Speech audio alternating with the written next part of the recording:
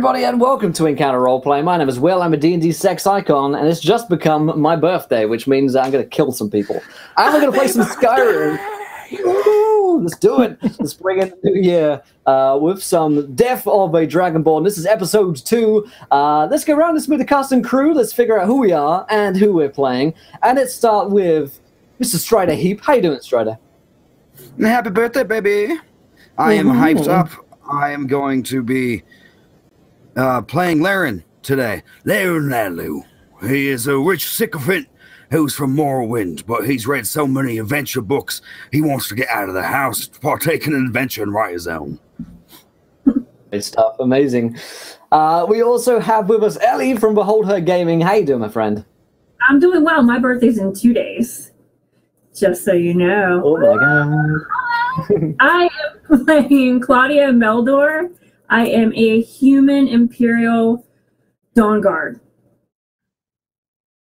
With a passion for killing vampires. Murdering and eradicating vampires. Great stuff. We also have Mr. Nightwinter with us here today. How you doing, my friend? I'm fine. I'm yeah. I'm fine. Yeah. Oh, I'm fine. I promise. I am gonna play Eudor, the Khajiit magician, street performer, scoundrel, who wants nothing more than to have people lick his boots. Hopefully not literally, but you never know.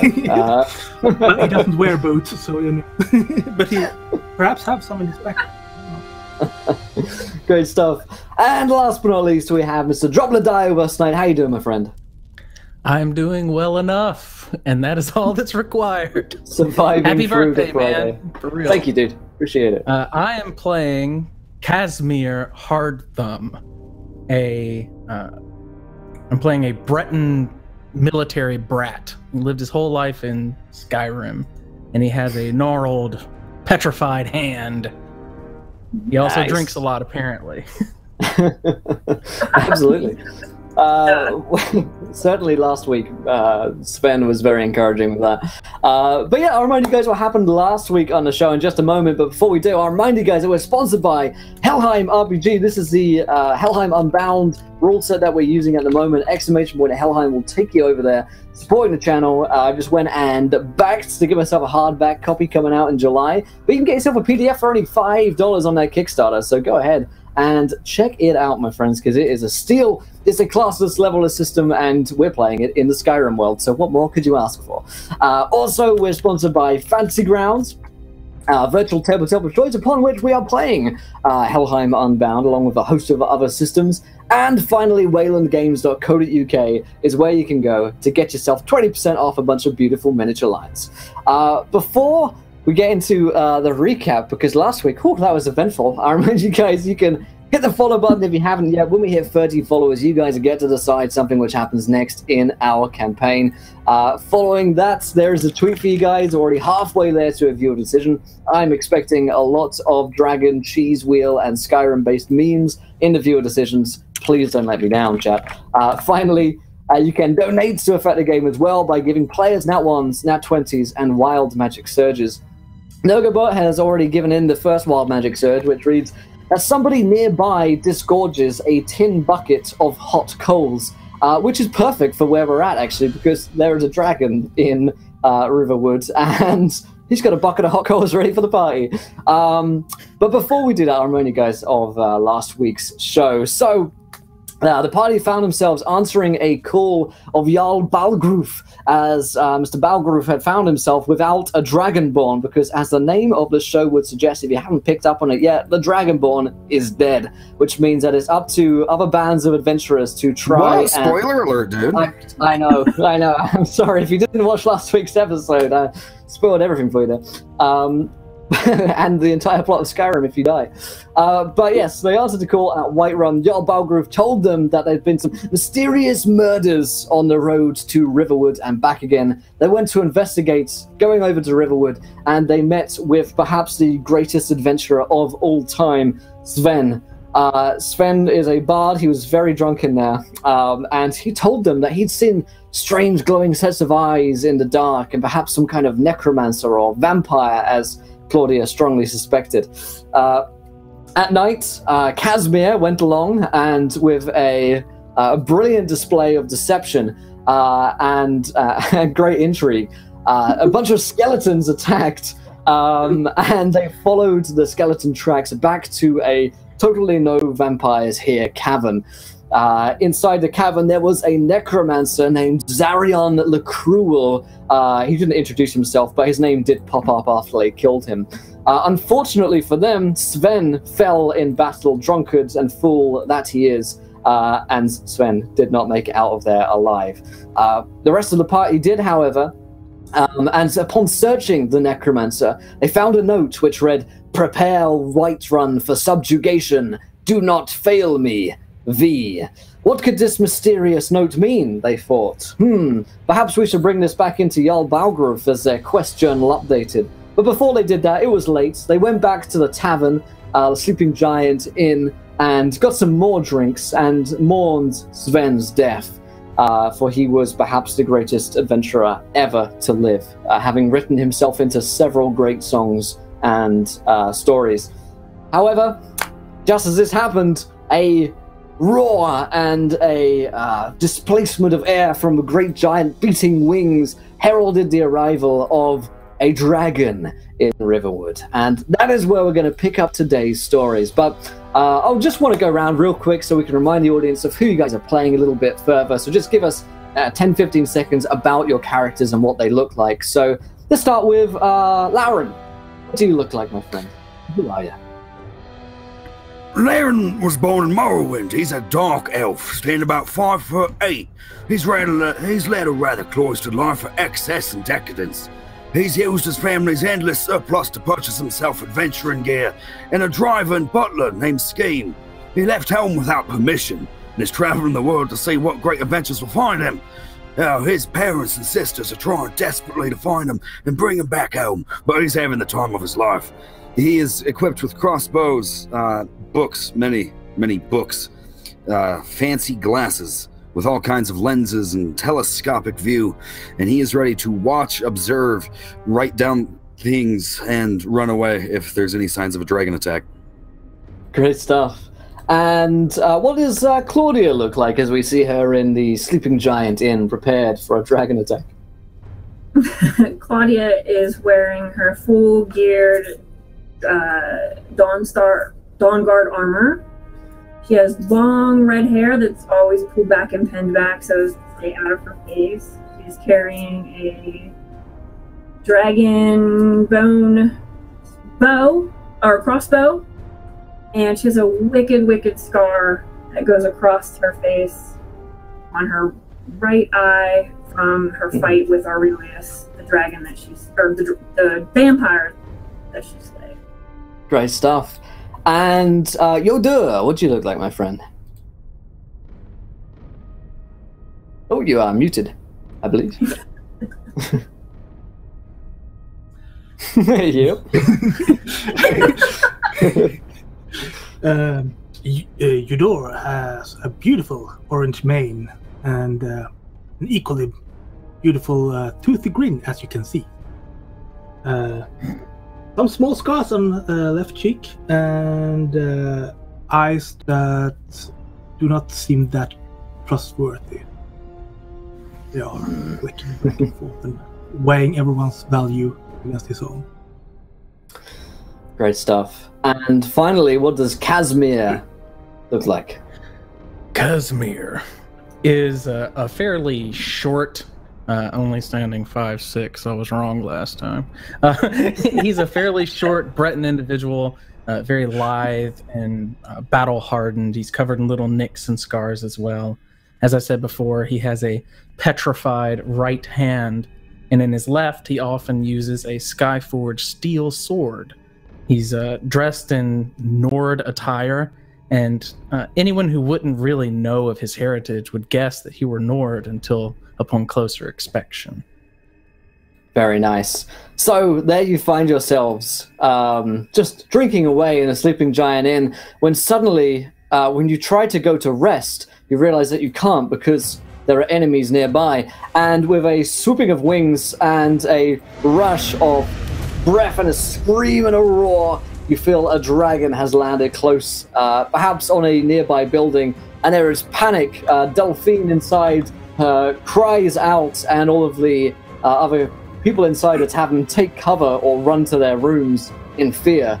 But you are all made of sterner stuff, and with no Dragonborn to defend this poor little village, it's going to have to be up to you guys. So what do you do?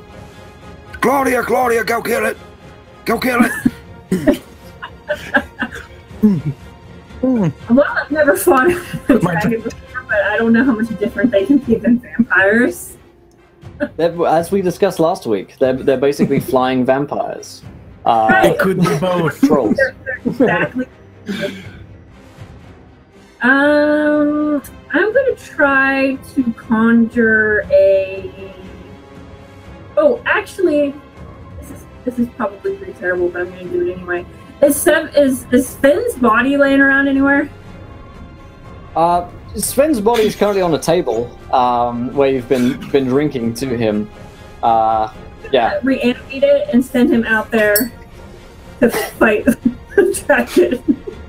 All right, so give me a roll and let's see how well animated Sven is, how well he's going to act in the scenario. I'm going This is to that new age Dawnguard. If we get new weird, did we get another? Did we refresh our weird from the session to session? Yes, right. I gotta bring out my rulebook. I believe so. I believe you do, yeah. I'll go You at find least the have table. 1 or 2 to use now. And then add that to my base pool. So, All right, beautiful. is So that again, right? yes, you've got whatever your skill says in that. If you've got like a special one, let me just go find a weird, which is similar, akin to like fate points or fortune points in this game. Gotcha. All right, so here goes. Fuck. Oh, But probably make it off the table at least. Jesus. This one go. success though. Yeah. So once again, we're looking for 5s or 6s for this. And I haven't given any benefits because, well, yeah. So Sven, you watch as his like finger twitches for a moment. It's his lute playing finger. But he doesn't look like he's getting up and fighting a dragon anytime soon. Oh man. Not again, you think to yourself. Alright. I'm gonna try to coax him up. To see if I can help his body get out there. So, you can definitely pick up Sven. It doesn't look like it's a coaxing situation here. It looks like he needs to be jump started. But it's basically just his fingers moving at this point, not any of his body. So you could like push him out of the door if you wanted. That's what I'm gonna do. Amazing. So you push Sven out of the out of the door, and you hear this hot roar of breath coming in towards the door, and fire envelops Sven's body as he is burnt to a crisp. Alright, I turn to my new Alright, plan 2. That did not work at all. So I hope someone has something better planned. Fire! He's a fire dragon. Yodor, you shoot ice, right? That'll work. I'm thinking, if the dragon is on this house, yes, perhaps we should find a better house to hide in. Hiding in houses, yeah, that'll work. Let's do it. I say, that is a great idea. Go hide. And then I will go through the door, casting a spell on myself. I'm going to try to do like an oak skin or something of the like to try and keep me from being turned into a blackened husk immediately. All right, yeah. Feel free to give me a roll on that. You're putting your ward up again. Yes. This does not bode well for us. So it goes off. It goes off immediately. Shimmers for a second and then fails as I go through the door. And I look up to where I think the dragon might be. Yes, indeed. As you run out, you see that the dragon is basically atop the sleeping giant in this big creature with a kind of red scale hide and leathery wings. One of the largest creatures you've ever seen, and it's looking down at you, ready to breathe fiery hot death upon you. I'll give Yodur and Laren a chance here as you watch Casimir kind of run out and look up.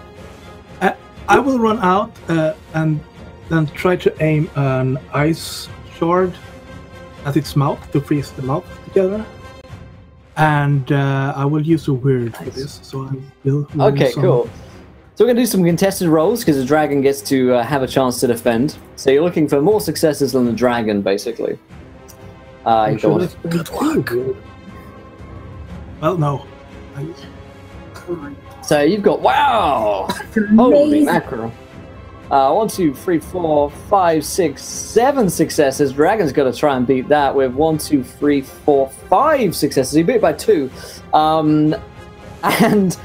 This spike of ice goes out through the dragon's mouth. It's kind of stuck in a tooth.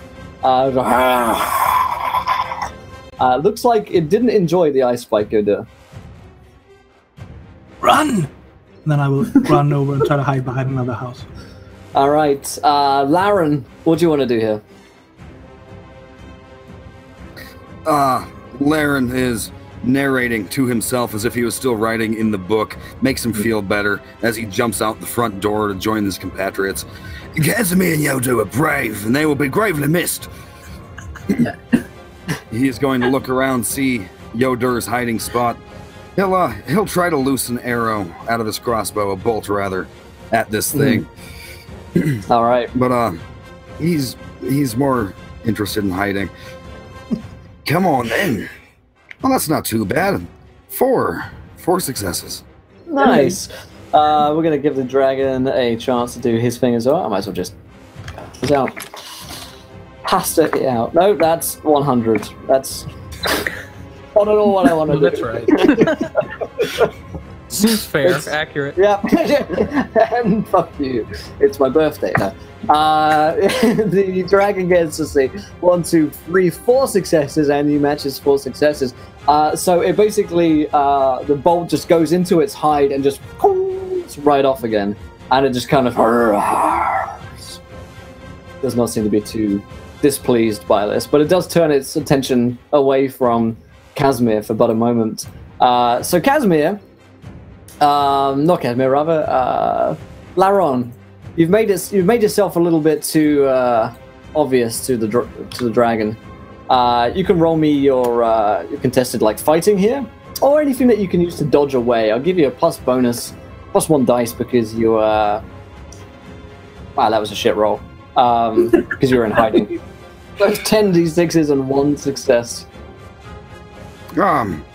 Instinct. He hasn't had time to put another bolt in to his crossbow. His hand will fling out and he will just try to shoot some magic at it. He's not extremely good at magicking. unless the dice say he is. With your bonus dice, he gets 3. Yeah, that's better. So what we'll say is you manage to just cast a bolt of magic up and roll out of the way and into cover as the breath comes down upon you.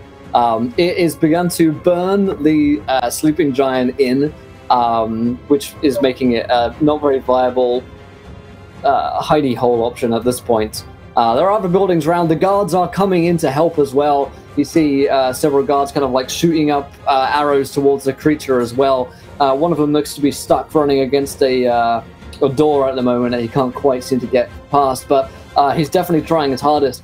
I hand back to the party. Feel free to act in whatever order you guys would like to, as this dragon is getting ready for another big breath of fire. It doesn't seem like it's moving at all. It's happy where it is right now. I don't think it's worried by the flames that it started beneath it. I'm going to put my sword in my teeth and climb up the side of the building towards the dragon. Nice. You can something that I wish I could do in Skyrim. Right. You get up there. It's not so hard. It's weird. You're like a horse, and you've learned from the horses of Skyrim of how to get up almost insurmountable obstacles. Zigzag. Zigzag your way up. Jumping every now and again to get up a slightly higher texture. Can I cast use the ice shard to try and bolt the feet of the dragon so that Kashmir can stab it? Yeah, I love that idea. Yeah, absolutely. Give that a roll. The dragon's going to contest it with his own defenses. Goodness says two successes from Yoda. Dragon's distracted a couple of you, so I'm going to give him -2 dice on this. He gets 1 success, a remarkably terrible roll, and so you look at the dragon, and it seems to be like a little bit stuck, like one of its wings is pinned down. It looks like it could probably rip it out if it wanted to, but it's definitely going to distract it in time for Casimir to get there next round. Claudia and Lauren, what do you guys want to do? I'm going to use my dragon bow and try to clock this thing. Nice. With my craft dice that I have for this thing, and I'm not spending any points, so this should be super fun. Whee! Okay. Oh no! Oh no! Yep, it just pungs right off on the dragon. This thing is a worthy foe. This is nothing like the. Right? Like I'm just seeing this big dragon and I can't hit the fucking thing with my bow. You definitely hit it. It's just that its armor is it just kind of pings. That makes me feel better. Yeah, yeah. So they're not seeing me like pull back a crossbow and go. Yeah, there it goes. Yeah.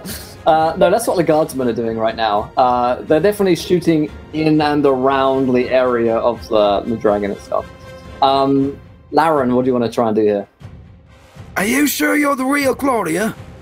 Damn it, I knew that was He knocks. You hit it. Okay. He knocks a bolt after being told to try to hit the dragon. He sets the crossbow on top of the barrel he's hiding behind and just barely peeks out. That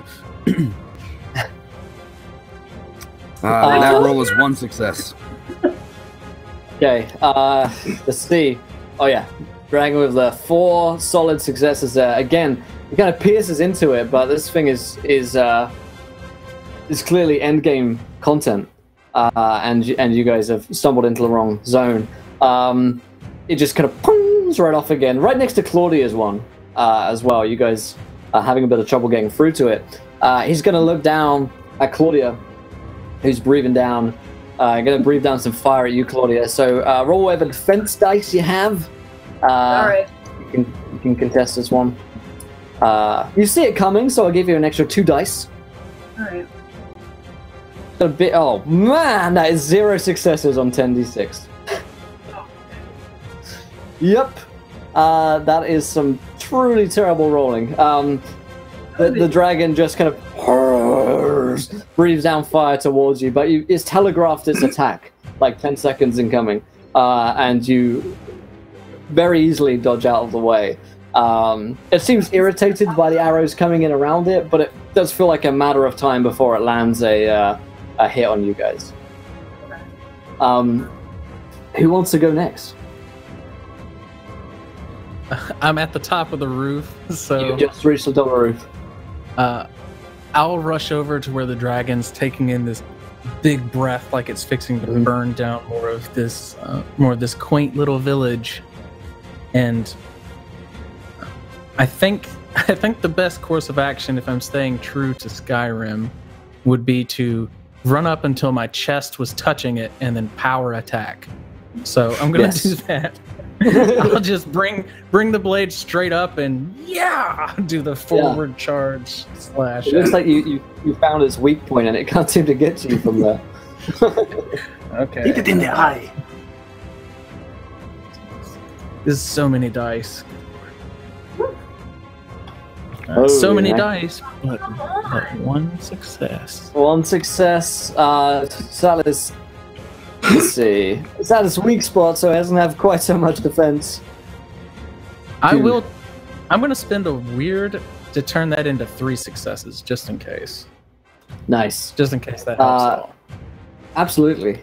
You poke it right in its kind of like midriff from its neck, and you hear it kind of yell out in agony. It did not like that at all. Rest of the team, what you guys got? I'm gonna do another ice shard. This time I'm trying to hit the eye then. Nice. Down here, Casimir!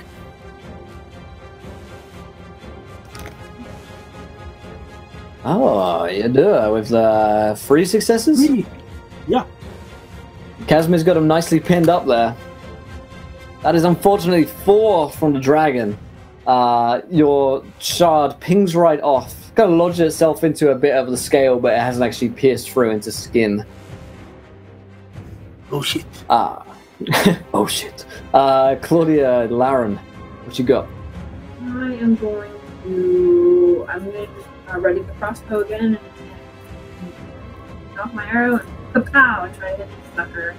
I am going to use another weird to add to my dice, which is what 5, so it's like it's 7. Okay. This will be better. Let's see. 4 successes. Dragon gets its defense. Oh, an extra 2. So 5 versus the 2 successes of the dragon. That is going to be a nice hit. Claudia, where do you want to shoot this thing? Where do I want to shoot it? Yeah. In the neck? Just like vampires. No, it's what I'm used to. It's my signature shot. Yeah, that's your signature move. And you should right in the neck as Casimir's going toe-to-toe with it. Laren, you got a chance here to try and emulate Claudia's success. Claudia, what am I supposed to do? Get under it and attack upward. He is running from out behind the barrel. This sounds stupid. This is very stupid. He runs right under the ledge of the balcony of the building. You can spend 2 weird points at once, if I'm not mistaken. I will spend You can 2. spend all of them if you need All to. of them at the same time. I will spend 2 of them to add 10 dice to my next roll. Nice. Nice. Holy. Okay, that's better. So the max pull, I think, is 20. Yeah. That was 16. So that's, wow, nice. So successes. see, 1, 2, 3, 4, 5, 6. Nice. Did I see? If dragon can make any. That is 2 successes from the dragon. So it's a pretty mighty blow. Rivaling, if not somewhat exceeding Claudia's own shot. Where do you shoot it? Do you follow her lead? Yeah, he's aiming right up at it. Its head's twisting around, trying to bite at Casimir. He's gonna hit it right on the bottom of the mouth, right into the jaw. Oh yeah. He just kind of roars out in pain and fear. For the first time, this thing sense a little glint of fear in his eyes. Casimir probably sees this as he's close enough to it, and it just in reaction to this assault, stares down both Claudia and Laren, and both of you guys are going to roll me some defense here against its breath attack. We're gonna die, we're gonna die. 5 successes. Yay. That is 3 successes on my part. Okay, so 3 from Laren makes that. How many did I even do? 5. So 2 left over, any armor reduced from that. Claudia, 5 from that, and reduce your armor. And that's how many wounds you take. I actually have 1 armor, so altogether that is 1 injury. Nice. Claudia, what kind of armor are you wearing? I have a 3 protection on my armor, so I've got Dawnguard armor. Sweet. So you lose only 2. Okay, good. Yeah. Nice. Reaps hot fire down upon the 2 of you. I think Casimir, at this point, as you've watched your friends being burnt alive, what do you want to do? I'll run up to the edge of the building and try to jump out onto its head and pull its head away as it's breathing this fire and stab into it underneath, being like, please, please, please. Yeah. Let's do that. It's weird for you guys because the animations don't actually exist for this within this world. But Casimir is moving like a fury right now. All right, Dragon's only got 6 to defend. It's 1 success for the dragon to your 3. Nice. Natural armor. It's helping it somewhat, but it just kind of out in fear and pain. The rest of you guys. What do you want to do? Casimir's in a very dangerous situation right now. Yeah, I'm thinking about using normal winter magic to freeze the roof so it slides down and hits the ground. Dragon. Okay, cool. And I'm gonna run out and, hey everyone, look at this! And I will subtract 2 for overconfident. And I use a word. Okie I'm gonna spend another weird. Okay. To turn 2 of those into successes. So 5? Yep. Dragon gets 1, 2, 3, 4. So it is a pretty good roll actually. The dragon is beginning to slide down slowly away from the inn. You're not sure if the inn is going to like cave in first or if the dragon's going to slide down before it does that. And Casimir on top of its head right now similarly feels like a sliding motion as you slowly move down towards I had the dice counted out in case I needed to roll it. Amazing. Laura and Claudia, this thing is like pretty precipitously close to you. I was gonna hold. I mean, I'm gonna hold my action, but I'm gonna cast the ward on Casimir. Okay, cool. Yeah, go ahead and run with that ward. All right, it's not in a great spot.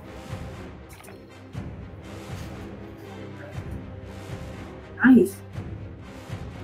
Very nice. So that's a total of 4 extra armor basically for Casimir. It's a difficult spell to sustain, but it's definitely helping him. You watch this kind of glow appear around him. That leaves only Laren, sorry, I keep saying Laurent.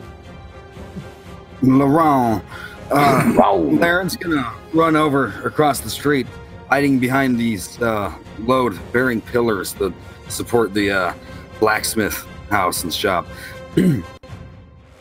Then something heroics, the stories he's read, Claudia being just a complete disappointment. He's going to peek out around the corner and try to loose 1 more bolt at this thing. Right. 2 successes. That is 0 successes for the dragon, so you do actually manage to get a shot in. Despite the shot not actually being like particularly true to aim, it's such a big like mass that you hit something on it and you just hear as you do that. On the dragon's turn, it is quite upset with Casimir, and Casimir is going to try and shake you loose from its head. It's going to roll its attack, and you're going to roll your defense to see if you can cling onto this thing. I would like to add athletic, but I'm also going to subtract stone-handed, so I'm not going to get any bonuses or detriments. Copy that. 1, 2, 3, 5 successes for the dragon. So, 1 for you. So here's what happens. The dragon just manages to shake you loose and throws you down to the ground next to Claudia. It's only her wards that protects you from being slammed dead down into the ground. But as it does, it kind of leaps out again and roars out with some fire, just galloped into the air and takes to the sky. You watch as it kind of flies upwards and you're buffeted by huge winds. You watch as it sails high up into the sky and disappears into the clouds. I hand back to you guys. I'm gonna go tend to wounds. Who looks the most jacked up right now? Probably me. It may well be you, actually. After, I think so. Okay, then I'm gonna tend to my wounds first. Are there any fires other than on the inn? Absolutely, like, does it yeah. seem like it's spreading? Yeah, it looks like there is a pretty nice fire has started just in the village that's kind of caught from the inn and moved on to various different houses. The guards are kind of in a panic, and it looks like people are trying to run to the river to get buckets of water and throw it onto the houses. Laren's also going to check the inn itself and see if there's any people left in there. One of his desires now is to be a hero and drag someone to safety. So this is a perfect opportunity. Nice.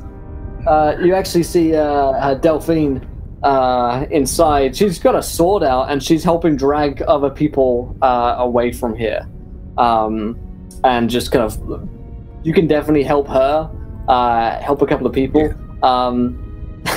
The only problem is that Sven's body is actually in the middle of the door, so someone's going to have to move Sven, his charred and burned corpse.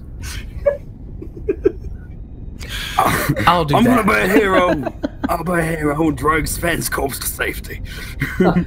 Like, I'll see that Laren has kind of rushed back into the inn, and I see that Sven's kind of crumpled up, this black and charred husk. And I'll reach down and I'll sear my actual hand on him and then just kind of punch the stone hand in and start dragging him away from the door. I'm sorry, my friend.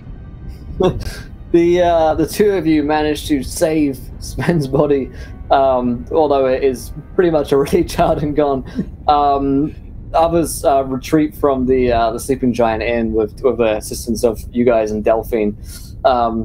And it looks like the dragon has left. The beating have grown distant, and you can no longer see it passed up in the clouds, perhaps gone back to whatever hole it came from. Delphine stops to the rest of you guys, is like, oh, thank the gods that you were here.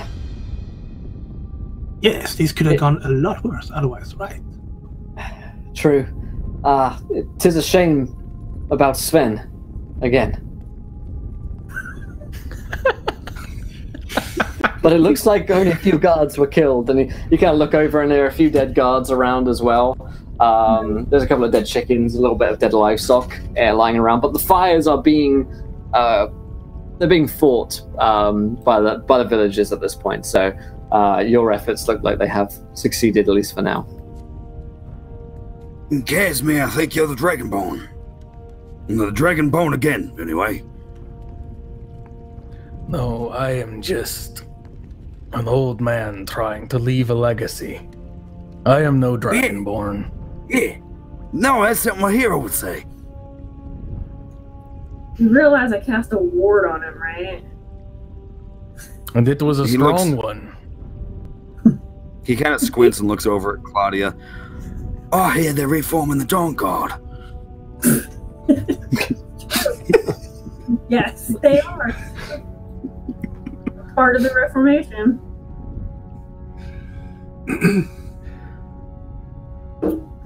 Delphine will say, well, if ever you need a night at the inn or a drink, then please come by. I've got a lot of work to do in rebuilding this. Whenever you next return to Riverwood, it will be as if nothing happened, of course. But Delphine immediately begins to set to repairs and the like. And by this time, it's becoming like dawn. You know, it's becoming daytime. Whilst you guys didn't really get much sleep because you were up drinking and singing of Sven, the new day has begun. Look, none of us are dragon fighters. None of us are dragon slayers. We need to go tell the Jarl what's going on. Yes, we also have the note from the Mysterious. Oh yeah, Mr. Anonymous. I agree. We should head back to the Jarl as soon as possible.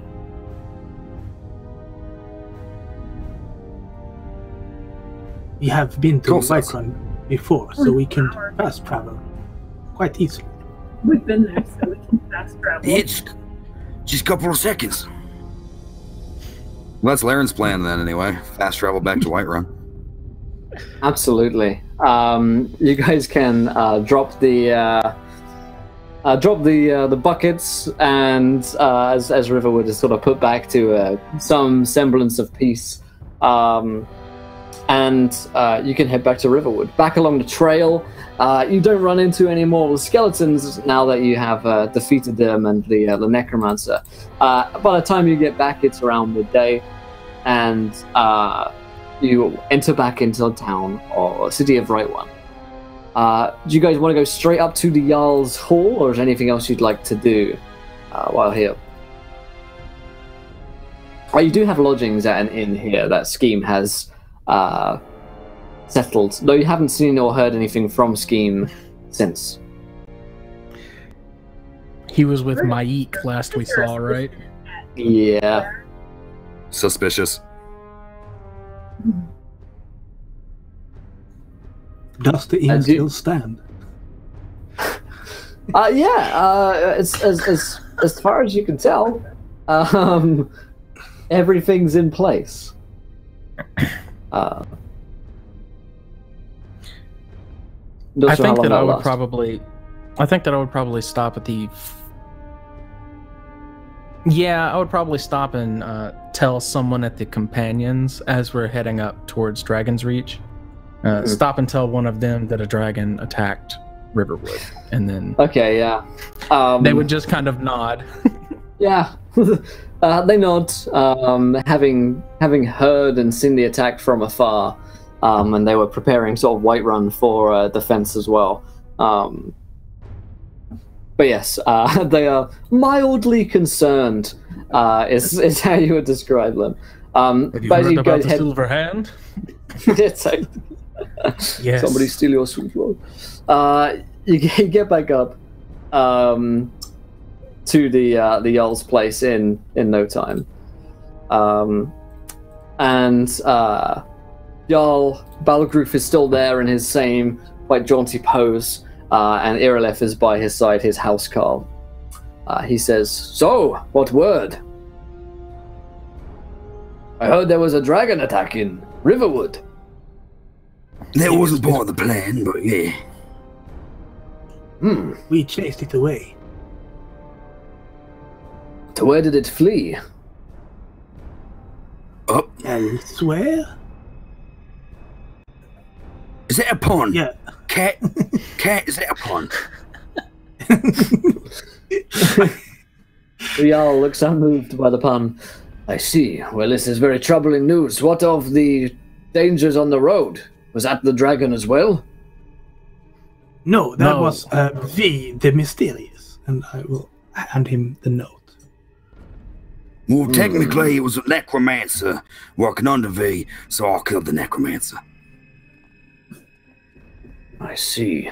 Well, the note is removed from your inventory as Jarl Balgruf reads it. Well, this is very troubling. Perhaps we should speak to someone who is an expert on vampires and the like. What makes you think vampires? You're not sure why. It's as though you've missed an item or a quest dialogue part, and Jarl Balgruf seems to know that it is vampires. You've done it. You've created the easiest game to GM ever. Yeah, he looks at the note as if it means something else. Perhaps we should speak to someone on vampires. This Phalion in Morphul, I think you should try and seek him out again. Yes, let's do that. But I could not find him. Are you sure he's there? No, I have no idea. And yet, I have a feeling he might be.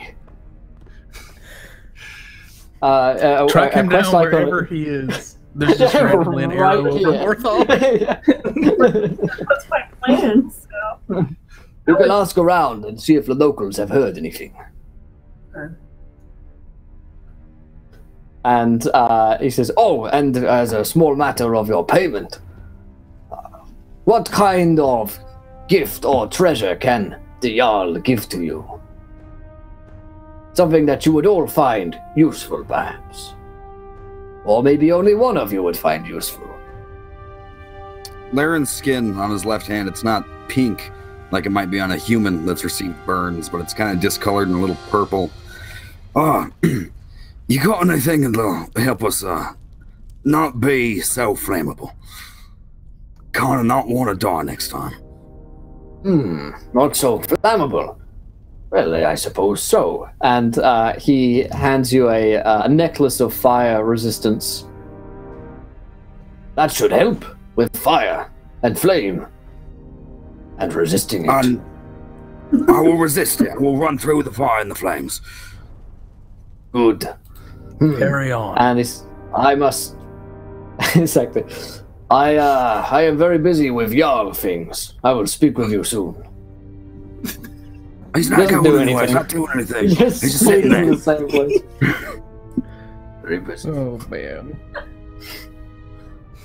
And you are free from the static stand that you're caught in when speaking with the Jarl. I'll turn to Claudia, and I'll say, perhaps the man that you were seeking was hiding from you, because you are with the Dawnguard. Maybe we will have more luck, the four of us. It's possible. He had a bad reputation beforehand, and then after the death of the Dragonborn, I heard that he went into hiding. People were saying that he was experimenting with children and doing necromancy. I don't think that was true. I believe he holds a cure that I'm looking for. So I would like to find him. He probably won't trust me, though, if that's the case, if what you say is true. Maybe someone less obvious looking for him. I cut my eyes over at Laren, and I say, perhaps we can make it work. Should some of us be disguised as a child? Dead child? No. There is certainly plan B, yeah. I can't think. I can't think on no sleep, and I do have a carriage. I think I should probably follow y'all around till we get to the end of this quest anyway. So I'm gonna catch some shot. I'll have Scheme pull around the carriage. Yeah, last you saw agreeable. Scheme, who was at the inn, so you can definitely go find him if you want, Laren. I'll see if I can't fetch him. So, Come, I will accompany you. Are you guys going with him as well, or is there anything else you'd like to do around Whiterun? No. Okay. So you guys head to the inn.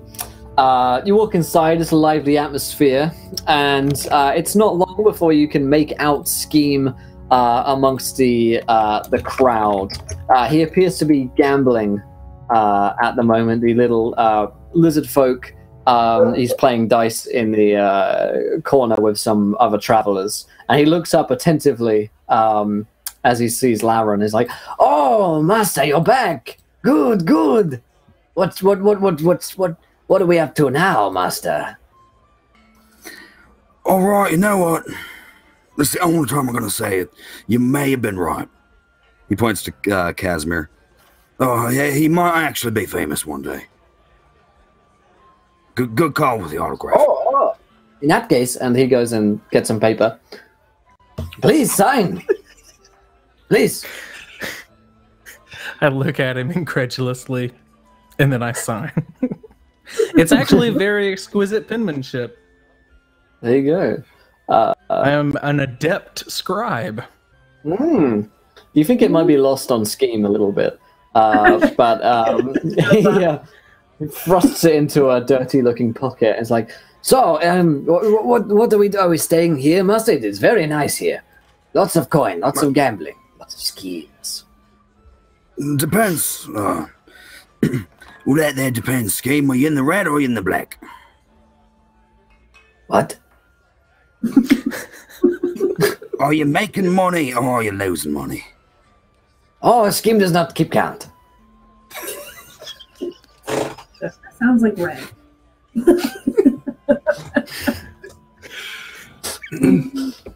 Yeah. You are a liability, friend. You probably pay Scheme like a paltry stipend. He kind of 5 septims a month. Yeah, and he's like, well, I don't have as much as I started with, but I just like to play. It's about the taking part that counts, right, Master? He slaps him on the back. Oh, there's a word for people like you. You are definitely my biggest liability. Oh, Master, it pleases me so to hear that. And he kind of like, it's like big old eyes. Oh. So where is it we're going then, Master, if we're not staying here? I don't remember. Rest of you, we're Oh, it's called Morthal. Oh, that is far away on the map of Skyrim that I will point to now. And Or to the north, yes. Oh, well, prepared to get a little bit cold then. Yes, probably buy some furs or something. You know my signs, right? Oh, yes, Master. Yes. Hands him a little coin pouch. He's like wearing your clothes, like your spare clothes. They're too baggy for him. Laren is this tall. He hands him a coin pouch. They're like really tight on Scheme. He's like wearing super tight clothes. And he kind of like grins. Straining. Yeah, it's just one almost like pops up as you speak to him. And he's like, I got most of the purchase... clothes. Yeah, most of the clothes in Skyrim is one size fits all, so find some furs or something for everyone. Oh, that will be good, Master. And he runs off. I will prepare the carriage.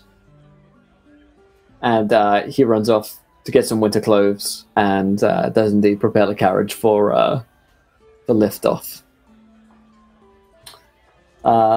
Anything else you guys want to do in a tavern? Drink, gamble, eat, buy supplies, or just wait for Scheme to get ready? I will go and buy some cheese. Good idea. A big They do sell big wheels of cheese here at the inn. Yeah. cheese.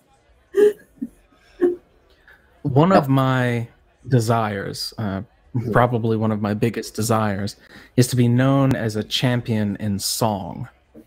So I'm going to go to one of the bards here, and I'm going to sit down and just talk to him about what happened in Riverwood and how the 4 of us chased off a dragon, and that the Dragonborn being dead, and I know they've been singing that song recently.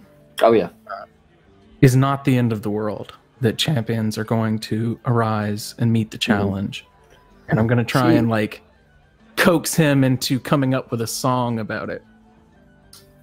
This guy's been in need of new material for a while, and is more than happy to add in a stanza about Sven, who he knew personally, and word of Sven's tale has already began to it's already began to spin away, and how Sven defeated a dragon but fell in battle while Sven did so. So he adds in a line or two about you as well, like his trusty companion and squire. So it's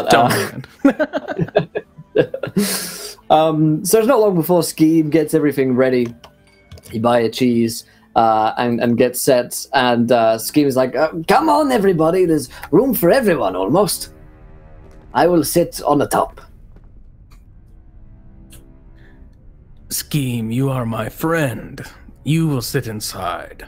I have a horse. I will accompany you and take the lead. Oh, yes. Very well.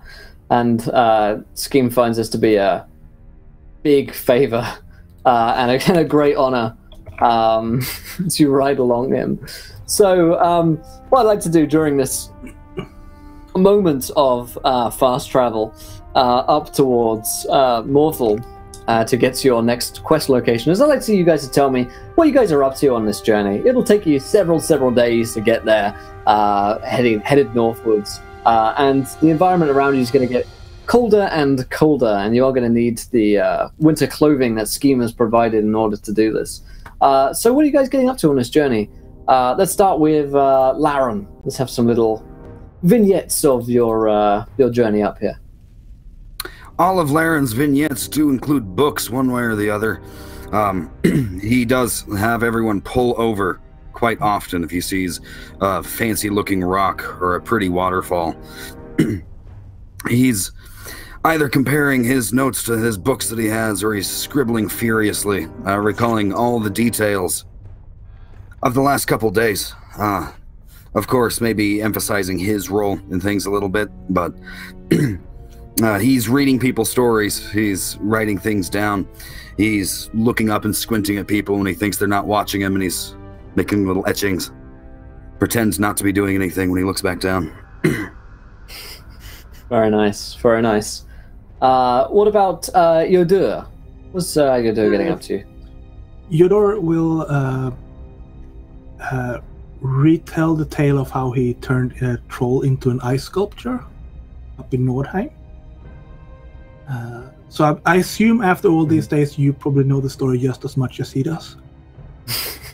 And a little bit more and getting more. Like, yeah. And then he will take the cheese wheel and try to make a dragon sculpture out of it. I love the idea of that. Do you have any creative talents that might come in use here? I have cunning, and I also have cut purse, but I don't know if that applies. I'll give you cunning. But cut purse not so much. Feel free to give it a roll. So you got 2d6 as your base, and then you can add your cunning on. Yep. Oh.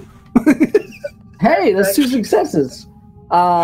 It's just as well that the block of cheese is huge to begin with, because you whittle it down quite a way, eating up any of the shards that come off. And also hand out the shards to other people in the carriage. Of course, so. yeah. like what is it called? The Idar cheese wheel or the Edar cheese, like the really good cheese. Oh yeah. You by the time you're done, it looks like a kind of dragon's head. I mean, it's a little bit like a pumpkin version of it. You know, it looks quite Halloween-esque, really. So do you do anything with it, or just hold it? I put it in my bag. I'm trying to sell it later. Oh, it's gonna get so gross. Well, we have also spent 6 days just eating cheese on the trip, so I don't.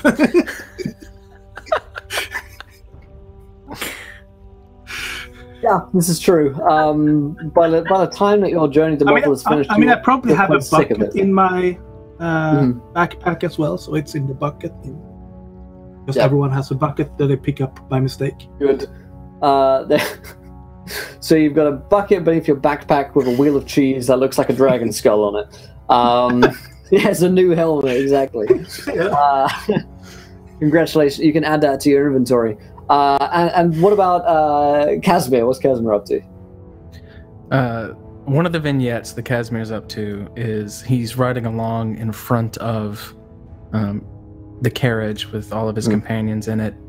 And as he's riding by this readout, this place, this jutting up from the snow, long abandoned, he thinks back to the days when he was part of the Stormcloaks fighting against the Imperials. And he just has this wistful look. And then he probably hears Laren say something to him like, "What's that place?" And he'll go over to Laren as Laren's like etching it or sketching it into his book. And he'll kind of sit down next to him for the first time and lean in and talk to him about writing and scribing and the history of this place and the history of where we're going, and kind of engage in the book, like to give him that added detail for the things that he's making up and the things that are true, and just try and take a legitimate interest in what he's doing. It's like you're an encyclopedia yourself, friend. I spent most of my life as a scribe in Markarth. I have a tavern there. When we're done doing this, you should come and see it. No, I'm sure you have plenty of books to reference. I do indeed. Many were taken during the war and the reclamation of Markarth. I think that you would enjoy seeing it.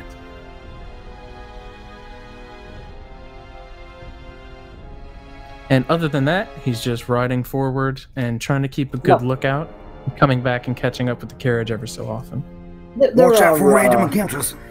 Yeah, there are a lot of random encounters along the way. You're running a couple of mud crabs, a couple of wolves, maybe a bear here or there. The party get out and assist in the fight. That random ice wraith that you can't see or hear, but you hear the music going. Yep, that's it. It's all there. That's the last detail.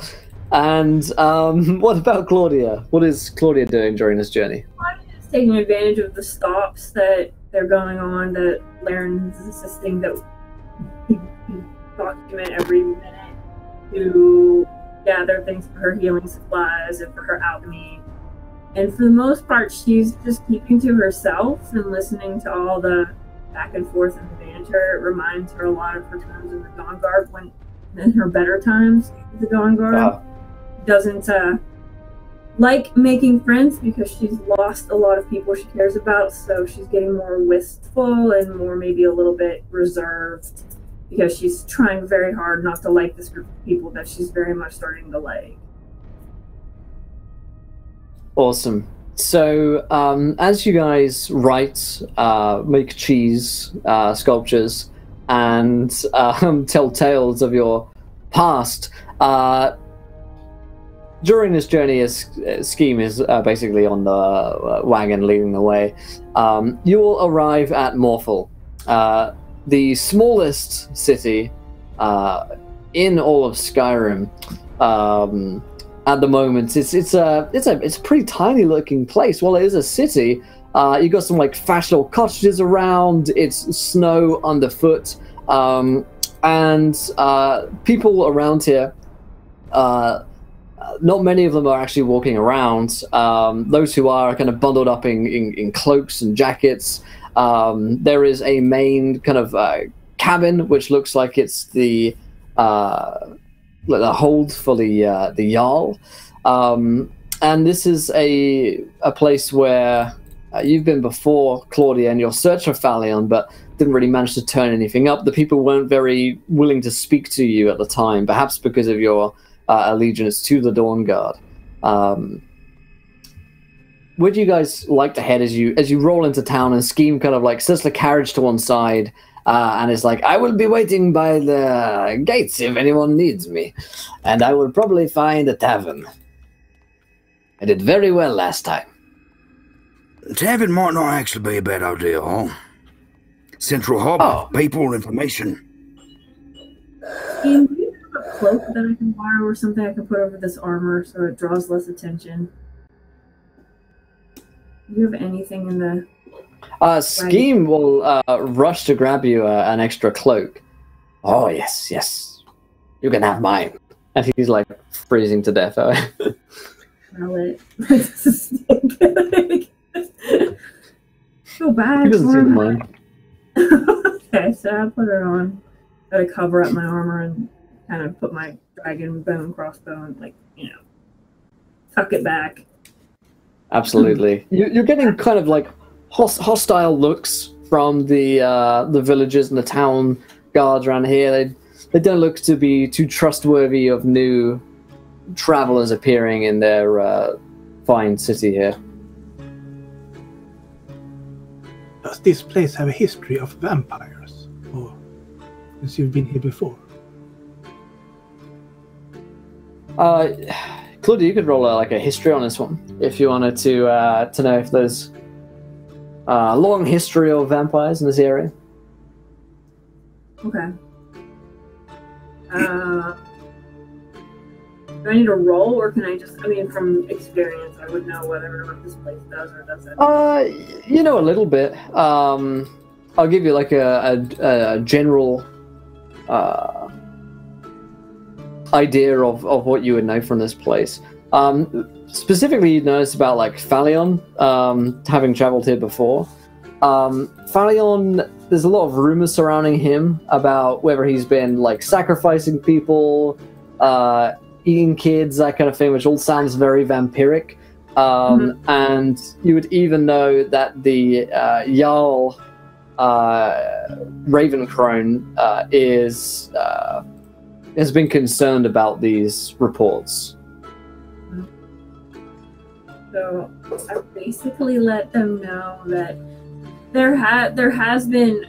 I think that my character would know about was it Orbar's daughter was turned into a vampire here, and there was a vampire outbreak at one time. And the Dragonborn did a lot of that.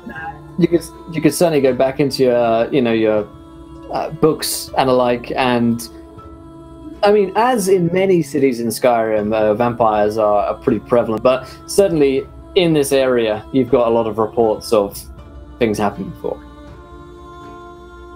I just sort of relay that to the group and let them know that it's not a happy place. There's a lot of cult, a lot of death. There's a lot of there was a lot of vampirism, and that's on outsiders. Strange to hear, Claudia. I think you'd fit right in here. That's so close to the marsh, I say, looking at the Hallmarch marsh. No wonder there's disease and rot. It's definitely creepy looking. I think Scheme may have had a good idea. We should go to the inn.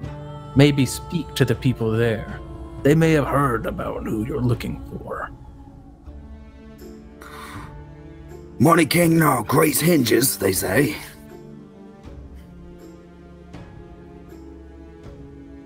Okay. So you want to go to... Sorry, did you want to go to the tavern, or did you want to go speak with a Jarl?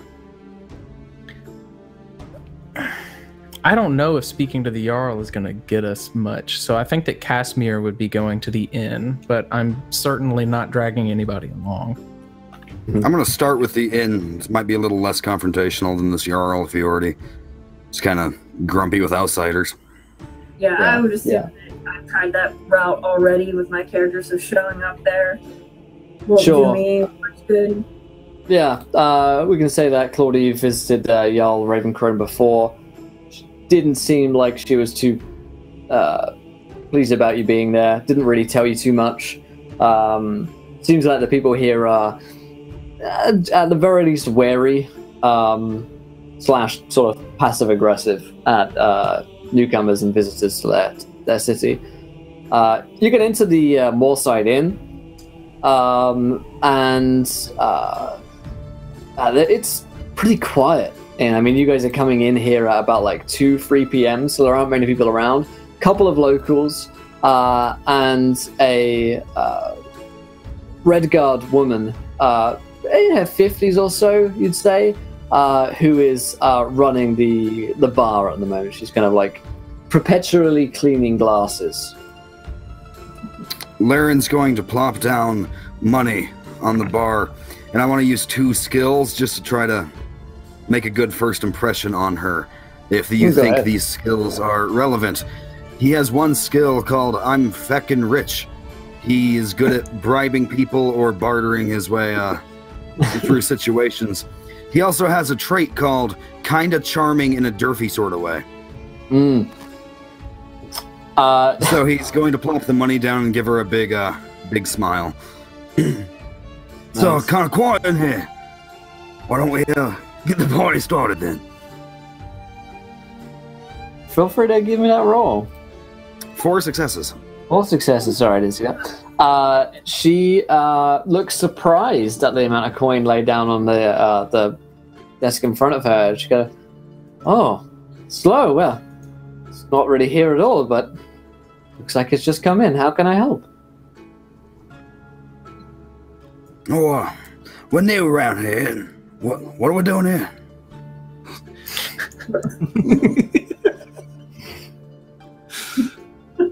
I don't know. My name is Jonah. Like some drinks? Oh, yeah. For everyone. She looks a little confused and gets you guys some drinks and some food if you want it as well. That means you're all supposed to speak up. If I don't know what we're doing, you're all supposed to jump in and tell me what it is we're doing. 1,000 times. I'll say. I don't want to be suspicious. There's You can't tell her we want to dress up as dead children. Smashing gun. They're children. No, There's a scrape on the bar as like I sit down and scrape my arm against the top of the bar. And I take a big drink of whatever it is that Laren ordered. I don't really care. And I'll lean in conspiratorially and say, "Have you heard of this Valiant character? We've heard many rumors, unsettling rumors about him." I can tell you that none of them are true. Falion's my brother. Your brother? This is news to me. We're supposed to talk to him, see if we can't get some information. He sounds like a smart man. Him? We need his advice.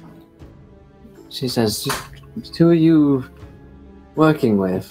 She looks at Claudia and she notices the Dawnguard, insignias and armor, and she looks very, very cautious at that. She looks willing to have trusted Laurent and Casimir, but definitely off-put by the look of Claudia. There's some they are working for me. I am There's some Tudor. You must have proprietary- heard about me, no? Shakes her head. No? Shame.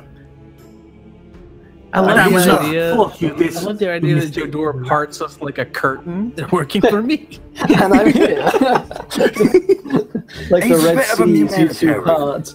And you're just as well, there haven't been many bards around here to sing any tales with business being so slow, so maybe that's why I haven't heard of you. He hired us to help out with some people down around Riverwood. Actually, turns out it was all something to do with someone calling himself V. We think your brother might be able to help us figure things out. Well, his name doesn't begin with V. She clearly looks a little bit defensive about him. Well, then he's definitely a safe place to start, then. He is in I no suppose. danger. Alright, well, as long as you promise not to bring any harm to him, You do. and I suppose I could show you where he is. My lady, you have my word. She nods, and she'll actually... There's, like, no other customers in here, so she just leaves the bar, because it doesn't look like anyone's gonna, like, nick anything. Or did I speak too soon, Yodo? And she will kind of lead you guys out the front door and point to a house down the road. It looks like it's abandoned. Claudia, this is a house that you walked past like 3 or 4 times before. Yeah. Yeah. Whenever you knocked, no one was in. No one would answer, and everyone told you that it was abandoned. She says, "Go in there, knock twice, and then once." That's 3 times. Yes, total of 3 times, but 2, then a pause, and then 1. Okay. She kind of looks again confused at Casimir and Laren, like, why are you following this guy? I look like I understand completely where she's coming from and give her a stoic nod. She heads back into the Moorside Inn. Come by if you need anything else. Okay. And you see the house before you. What do you guys Well, want we're to do? supposed to knock and then go in, or we're supposed to go in and then knock. Knock, then go in. Jodur, you can go first. I think it was knock twice. And then a pause. And then knock 1 more time. Then I knock the 3rd time. You go up and knock on the door? Yeah. Yeah. After a few moments, you hear some rattling of shutters, rather, and a pair of eyes poking out. And a few minutes later, the door opens, and you hear a voice say, "Come on in, quick! Come on in!" This is kind of exciting. You step into a dingy house. I'll turn and look at Claudia before we step inside. And I'll say, are you all right with this? Oh my god, she's like barely containing how excited she is right now. So more than alright with it. Casimir will put his hand on her shoulder and say, no matter what, we will get answers before we leave. Come. And he'll step inside. It's like a dingy old looking house that you step into. He shuts the door almost immediately as you step in. He's got like old pots and plates around here, and it looks like he's been doing magical and alchemical studies in this place as well. He looks very suddenly towards Claudia as she steps in and as he looks at you all. And he's like, well, what are you doing here?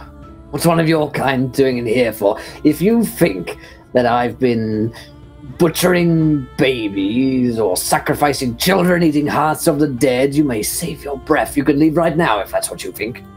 That isn't what I think. It's never been what I thought. I was persecuted for thinking that by this town who's been protecting you. I've been looking for you, and I need your help.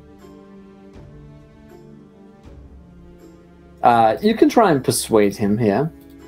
Can I use my likable and charismatic traits? You certainly can. I'm going to take away 2. I'm going to take away 1 dice because he's nervous about you. He doesn't like the uniform that you're wearing. I don't blame him. Ooh, I don't know. I want to score weird on this. Just a minute. Dovahkiin, what is up, Mitch? How you doing?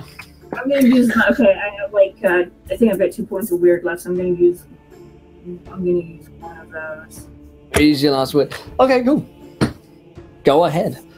Try and convince this guy that you're not here to burn him alive. Ah! Oops, that's not what I'm going to do. Okay. Oh, goodness. I was going to say D7s. That's awesome. Yeah, right, D7s, rock and roll. Okay. So 5, and then you said you're taking away 1 of mine, so then that would be another. Yeah, 1 of the dice take away. Do it this way instead of doing that. Oh. Fucking kidding. Yeah. This guy takes 1 look at you. At your armor, and at your insignia, and at your Dawnguard sword, and he is like, I know what you want. I know what you're here for. You can leave right now. And he breaks dialogue with you, and starts wandering about his house. I'm just gonna step out, and I'm just gonna let Micah. I'm just gonna tell, he's obviously not comfortable with me here. I'm gonna step away, and then I'll whisper to Laren. I know you can about a vampirism cure. My mind is a steel trap. And then I just walk out, and I'll just watch I guess I'll just walk guard of the shoddy shack and pretend I'm doing something useful. Oh, He a turns little back to uptight, look that monster. Yes. That could have went better. Well, I don't harbor members of the Dawnguard in my house after the ones that came hunting after me for the vicious rumors that have been circulating around my name. I am not a vampire. I do not sacrifice babies. I'm an honest scholar and a gentleman.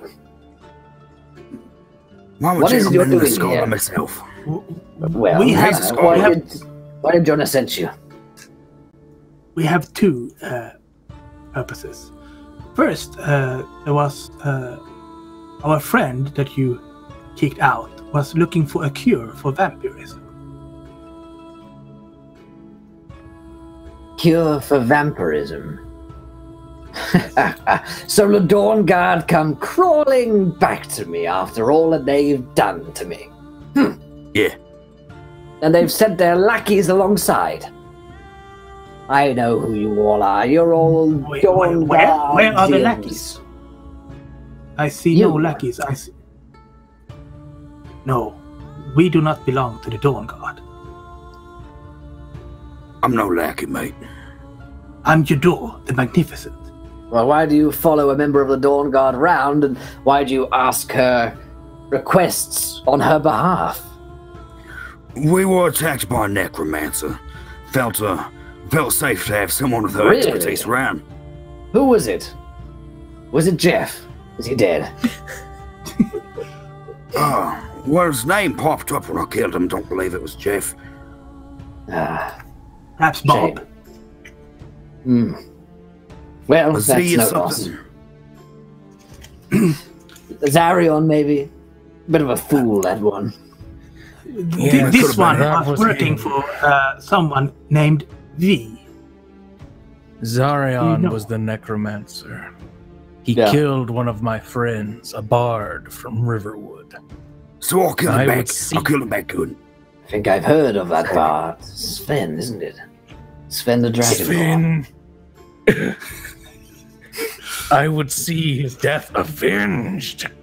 I was Yeah. pat Cast me. Cashmere's on his shoulder. No. It's healthy to cry, my friend.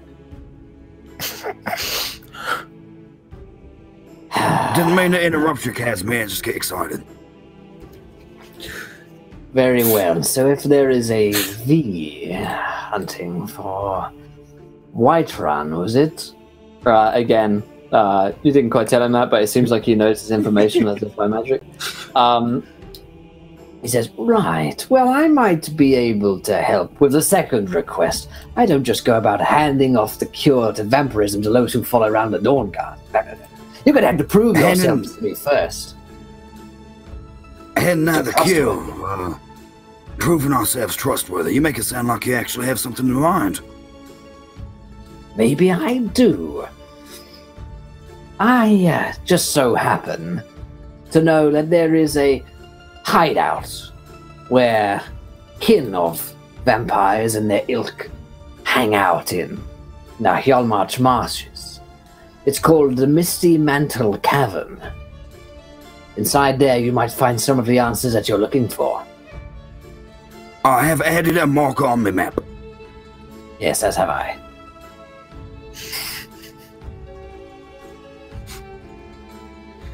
Is there anything Oh. else? What is it exactly you wanted help with, then? That is what I wanted help with. Go. Oh, thank you to Mitch. Happy birthday, brother. Also, I guess Sheogorath shows it. Sheogorath, isn't it? That's how you say it. It's been so fucking long. Yeah, Sheogorath. Sheogorath asking about the ninth world. Awesome. Thank you, dude. Yeah, my Twitch lists have been fucked all day, so I don't know what's going on with him, but appreciate it, my friend. He says, well, if that's what you're looking for, then you know where to find it. Someone in there Although I would entreat you, whilst vampires may come across as a little neck-bitey here and there are those of their kin who are not working with clans, who would wish to live peaceful lives. Bear that in mind. Well, I can appreciate that. I've bitten a neck or two in my time. Understood. So, You have no... please do not speak of this to anyone else. There are enough rumors circulating around my name as it is before I send off adventurers into a cave, perhaps, from which you will never return. You have no word on V, then? We must prove ourselves to him. Earn his have trust. an idea. I understand where you are coming from. This is But a quest. I need to hear from you, my friend. Do you need these vampires killed? Or do you need them driven away? I need not them killed, for more research is always good for me. No. You should go there and learn what you can from them. They will be willing to speak with you. As long as you are willing to speak with them, and that Dawnguard member doesn't burn them alive. We'll make it take Casimir. the armor off. Yeah, Casimir kind of looks down like that's going to be a hard ask. And he says, we will do what must be done. And when we come back from our vampire friends, you will tell us more about V then. Of course I will. Perhaps those there will tell you more as well. This man sounds like someone who knows things. I trust him. Perhaps I will be willing to part with knowledge of the cure for vampirism as well. Then we will return. And I'll go outside and meet back up with Claudia. Amazing. Claudia, you've been left outside in the cold while the others speak with Phalion, who you've been trying to hunt down for years. What are you doing out there? Oh, you're muted.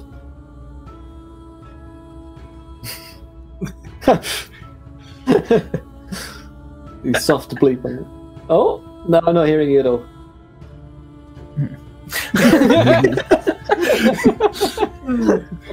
Take your time. It's all PG, don't worry. Try a refresh, that might help you out there. You guys can continue to chat with Phalion for a minute here, or speak among yourselves. Larry's going to try to see if there's any shrines or any churches or anything here, because if he gets bitten by a vampire, he wants to know he has some kind of respite somewhere. Sure, there's a shrine in most cities of Skyrim, so you can definitely locate one in case you are to be bitten. And you're pretty certain that as long as you get there within the next couple of days after you're bitten, you should be fine. What gods does Laren worship as well, if any in particular? Oh, whichever god is most convenient at the time. Makes sense. Now, they got these stories of gods walking the earth, you see, Vivek. Now, he was a hermaphrodite that knew what was going on. I say, is this in your book? No, I grew up with stories of him. It's all anyone talks about in Morrowind. I have never been to your far-off land. I have often wanted to go, but... Well, I get it. No, I get it. The graphics turn people off a little bit. People aren't as talkative. It's hard to there. go back so far. I hear the gameplay is amazing. There's a lot of reading. I think you're back in, Ellie. No, no, you're not. I'm sorry.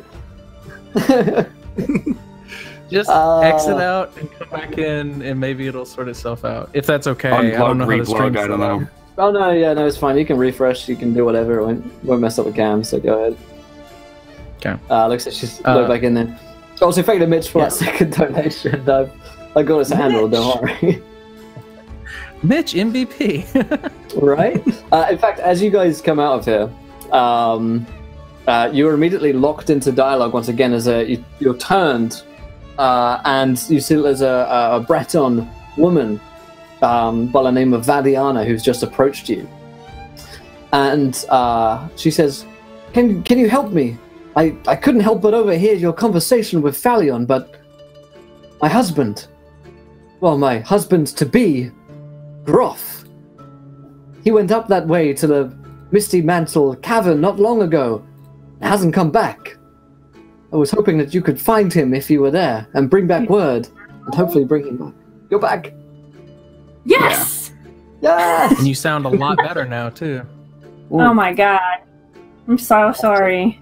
So good. So this woman has approached you and said that her husband-to-be, Groff the Orc, has gone missing in the Misty Mantle Caverns not long ago, and she hopes that you could bring her word of him. It's an optional side quest. How far away is this place? Not far, but Groff likes to pick me flowers from around the marshes, and I think he might have gotten lost, or worse. Do you and I hear him the death are... bells are beautiful. Yeah, flowers and whatnot. You and him go around there often? He goes into the marshes at least once a week, yes. It's strange that he hasn't returned. Just for flowers. Okay. He's a very romantic and passionate lover. What? Where are we? Like, Just outside of Phallion's house. Yeah, We just stepped outside and someone approached us. Yep. Okay. What time of day is it, Will? By this point, it's like, we'll call it 3 p.m. We have time. We could go see, and then go talk to the vampires. You gonna say that out loud, friend? Yes. I hide from no man. Or beast. I think she's a woman. I hope there aren't Or woman. vampires that Gruff's run into. That would be terrible. She says with heavy foreshadowing. There's No, there are some certainly suspicions, not. especially anyone that goes out there a few times a week. I hope he's okay. Please bring me word. And I don't have much, but I can pay you something. And money? No money. Money's no.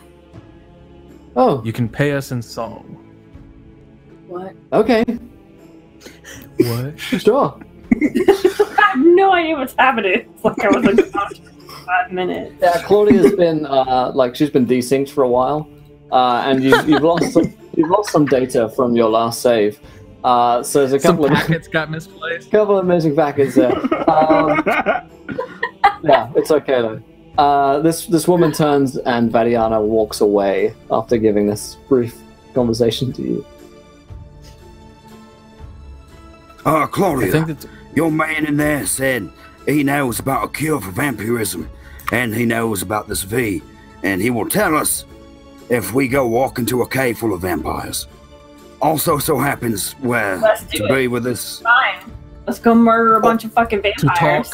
to talk. Oh. You're Talk gonna need to about take what? that. You're gonna need to take that armor off, Claudia. What? I'm not then I have no defenses. I Well, will that's be the your point. shield. I'm not taking my armor off if we're gonna go fight a brood of vampires. We're not No, fighting no, nothing. no fighting. We're talking. Nope. What is the what are we gonna get from talking to vampires? Steam's Don't worry, coming no. off of Actually. Laron, Scheme has lots of cloaks, right? Yeah. In the like, I have an idea. And it's not working apparently. Yeah, I will go fetch some cloaks and then I will wrap them around you.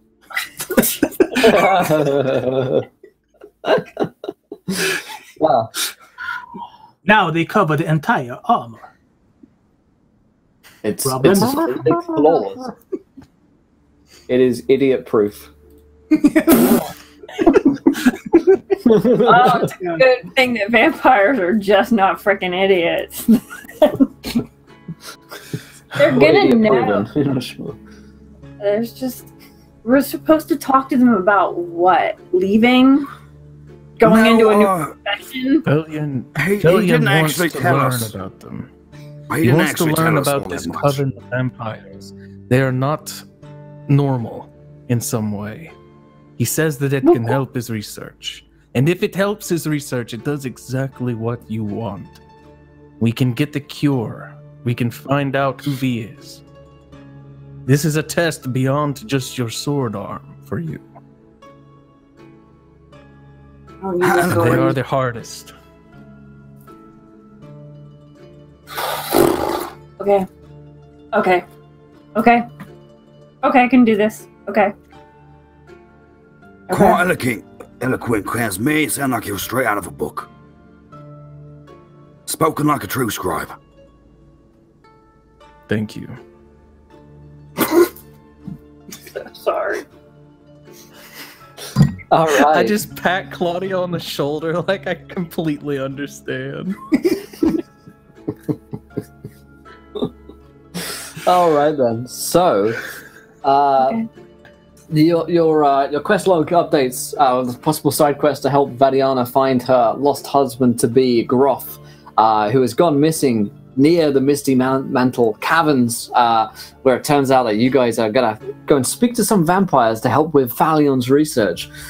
So you make your way through the marshes, headed slightly northwards from your current location, and having Following a the quest search marker. around. Following the quest marker, it doesn't take you long. As you travel out here, it's maybe about an hour going through these marshes, wet and boggy, before, as you get to the location marked by Falion upon your map, you see, first of all, you hear a boom as the location Misty Mantle Cavern is revealed to you all. And not dissimilar to the Totally No Vampires Here cavern that you entered in only previously last week. This one itself is a dark chasm that opens up in front of you. It's a little bit bigger. You could fit all of you abreast in this one. And there is the no lights in here whatsoever. Not even little candles that for some reason stay lit forever. This place looks pretty empty as far as you can tell. There are also no signs of blood, bones, or sacrifices, which were telltale signs previously that this place was truly evil. This looks like a quite unassuming cavern. There's no way there's I have a vampires. suggestion. There's no way. I have a I think it's a suggestion. trap. I think they're trying to be sneaky like. And if they're trying to be sneaky like, they don't want no one to find them. And if they don't want no one to find them, we should send Casimir in first, because there's probably traps and arrows and teethy things on the floor. And that kind of Good stuff. idea. I go. Sure would be a shame if someone bit me. What a nice empty cavern. So you step through. The rest of the party following behind Casimir, and you begin to hear the sounds of something being poured. You think it might be some kind of water. You turn around, and it actually looks like tea. There is a woman. She looks to be in some fine armor, and she is pouring tea for an elderly-looking man who's wearing this very nice, like, purple suit. He could be like 60 years old, maybe even older than that. And he's seated down at the end of a long table with food and drinks and all sorts laid out. It looks incredibly lavish in this dark cavern. Beyond him, there lies the tunnel leads onwards. But this is what you see in here. And you hear him say, "Thank you! Excellent time for tea!" And she says, "I am sworn to carry your burdens," as she pours the tea. See, they were expecting us. Shit. Yeah, I'm trying to be meta. I'm trying to not to like Not let metagaming. like Oh, man. yeah. Yeah. This is bad. The nightmare scenario. Shit. Hello, friends. No! Your visitors. Hello, come along, come sit down. Have a seat at my table. I've been expecting you all. Salutations, good man. Oh, our reputations finally precedes us. Fine. Oh yes, I've seen this coming for quite some time, but I wasn't quite sure that you'd be here so soon. I have no reason to not sit at this table, so that is what I'll do. Do it. Do it now. Before I have you slain. We're supposed to be diplomatic, so I will also sit. Slay? I'm not sitting. Why would you want to slay your door? This does not make sense. He doesn't want to slay you, that's why you need to sit. And if you dare not follow my rule, then I will have you slain. But I'm cute. You give this mad look. You are cute. Oh, Come here. Okay. I will approach him, and then I will... I would very much like to stroke you. Jesus. No. We have just met. Your door does not like this. Your door backs away from the table. No, no. Seems like your cuteness has gotten you into trouble. So, you're here to speak with some vampires, aren't you? That was the Yes. current objective. There's also a side quest. Really? Well, I do love a good side quest. He looks at you all, and he looks quite predatory when he smiles. Okay. Do I reckon? I mean, can my character assume that he's infected, or there's something, or he's a familiar something? Something's wrong with this guy, Yeah. but he's not showing the signs. Something wrong, He just obvious. asked to stroke your door. I mean, yeah, something's wrong with him. But I mean, he's you not. can't really you can't blame anybody for that, really. He already talked Right. about how great his coat was. And... He's not under the effects of vampirism, though. That much you're Okay. fairly sure. Okay. Casimir, it looked like you were about to say something there. I was just going to ask, who are you? I go by many, many names, but most importantly, I'm interested in who you all are, and what your fates will be now that the Dragonborn is dead. But you said you were expecting us. Yes, How I was can you expecting someone, and here the four of you walk in. So you have not heard about us. Not at all. This is very disappointing. Well, so is the fact that I wasn't able to stroke you, which I will have to punish you for later. Oh, But we have just met. I will not just allow people to stroke me. I, quite frankly, don't care. oh my god. The woman Consent is looks a to be good like. thing. The woman standing behind him looks to be just constantly rolling her eyes as if she has somewhere better to be. And she's laden down by just like hundreds of things. She's like 5 sets of armor in her backpack. I'll just Oh, my- introduce myself and say, I am Casimir. I am an old soul here in Skyrim. I cannot take the Dragonborn's place, but I believe that my companions and I are doing our best to help how we can. I don't know what else you want to know, but I will tell you if you ask. So that is your intent, then, to step in the shoes of the Dragonborn after they died. Well, I had a conversation with the Dragonborn, and they were very, very boring. Terrible. Very boring, so I had them killed. They were useless to me. So, instead, maybe you can be more useful. What do you say? How would you like to work for me? But we heard the Dragonborn died jumping off of a cliff that was slightly too high. No, I dropped them from miles up. They saw their fate coming for quite a while, but the Dragonborn displeased me, did not wish to follow my rules and orders. So, we can try again with you lot, and if not, we'll just recycle the next bunch through. You're a man about rules and orders, then? Not so much, except for mine. My orders matter. No one else's do. That young Balgrove, very boring fellow. I'll have him killed someday, probably. Make sure you quick save before you kill him. I always do. quick save. You guys like spamming the button, right? I cannot believe that we're listening to that. I cannot believe that we're listening to you, that we are even considering talking to you. Obviously, what we're dealing with here is a madman.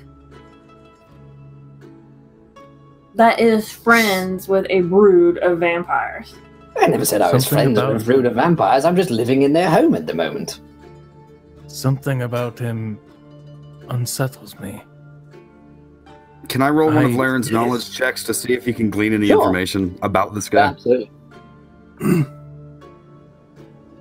There's very much wrong with him. I mean, he does not understand the word of consent. No idea. He's weird.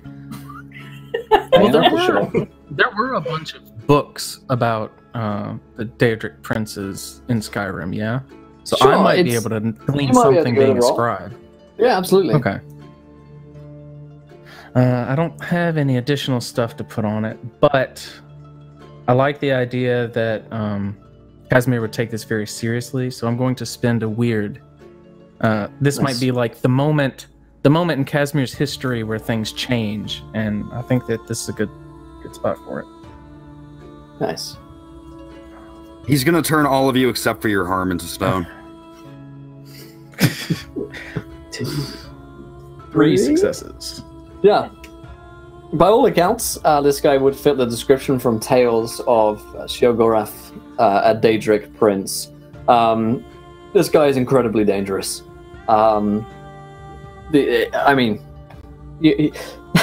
This guy is like known to be dangerous amongst the Daedric princes, and he's pretty insane, but has quite a lot of interactions with mortals, offering deals, bargains, killing those that he doesn't like, that kind of thing. So the recognition will dawn on Casimir's face, and you'll see that little glisten like atop his eyebrows where he's starting to sweat, even though it's cold in Morthal and in this cave. And he'll just kind of turn and look at Claudia and have that really desperate kind of look on his face and say, "It won't hurt to hear him out, right?" He's a madman. He didn't kill the Dragonborn. I think we all respect Casimir at this point, so I'm sure that she recognizes this, and I'm sure that she's no idiot. She probably understands and knows a little bit more about this as well. So she's gonna suck in her pride and just say, "Let's hear him out." "What work do you ask, Lord?" I say. I knew that you would see my way of it. You see, there are a bunch of vampires around here, and they're looking to take over Whiterun and a bunch of the other places in Skyrim. This is loathsome to me. I'm not a fan of vampires myself. Killed a fair few in my time, or had a few killed at the very least. No, I have my own desires. I'd like you to do something for me. I'd like you to do everything that Jarl Balgrove tells you to do. Follow your own little minion stuff, whatever it is you do. But I'd like you to do one little thing for me. And he goes and you watch him draw out from Lydia. He stops on her for a moment and they both pause. A moment later, he's carrying a new item. And he hands out this little wand, and it would look to be wooden, pretty simple looking, made out of gnarled, twisted wood. And he kind of like plays it between his fingers and says, "I would like you to put this in the Jarl's bedchambers." Okay. That's all. One simple little task. Can we use it in the meantime? No. What's it do? It's obviously magic. Come on. I'm not telling. Oh, you're not fun. I'm not going to tell you. I only know. All I want you to do whatever it is he says. Just at some point soon, just slip it into his bedchamber. Somewhere he won't see it for a while. Well, we'll certainly tell you that that's what we're gonna do. Oh, if you don't, then the repercussions will be sticky. Sticky, sticky repercussions. And not the good kind of sticky either. No, no. Oh my god, he's gonna glue us. You've gotten out of sticky situations before. I'll say, Usually I have blamed someone else and just run away. It's Good boy, that's the right answer. Yes, you will. Well, chop chop, the vampires are over there. The camera goes third person as I climb off, and then it goes back into first person.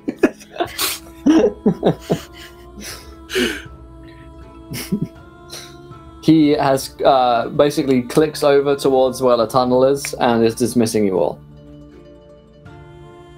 Run along now, children. I start sauntering that way, like, come on, friends.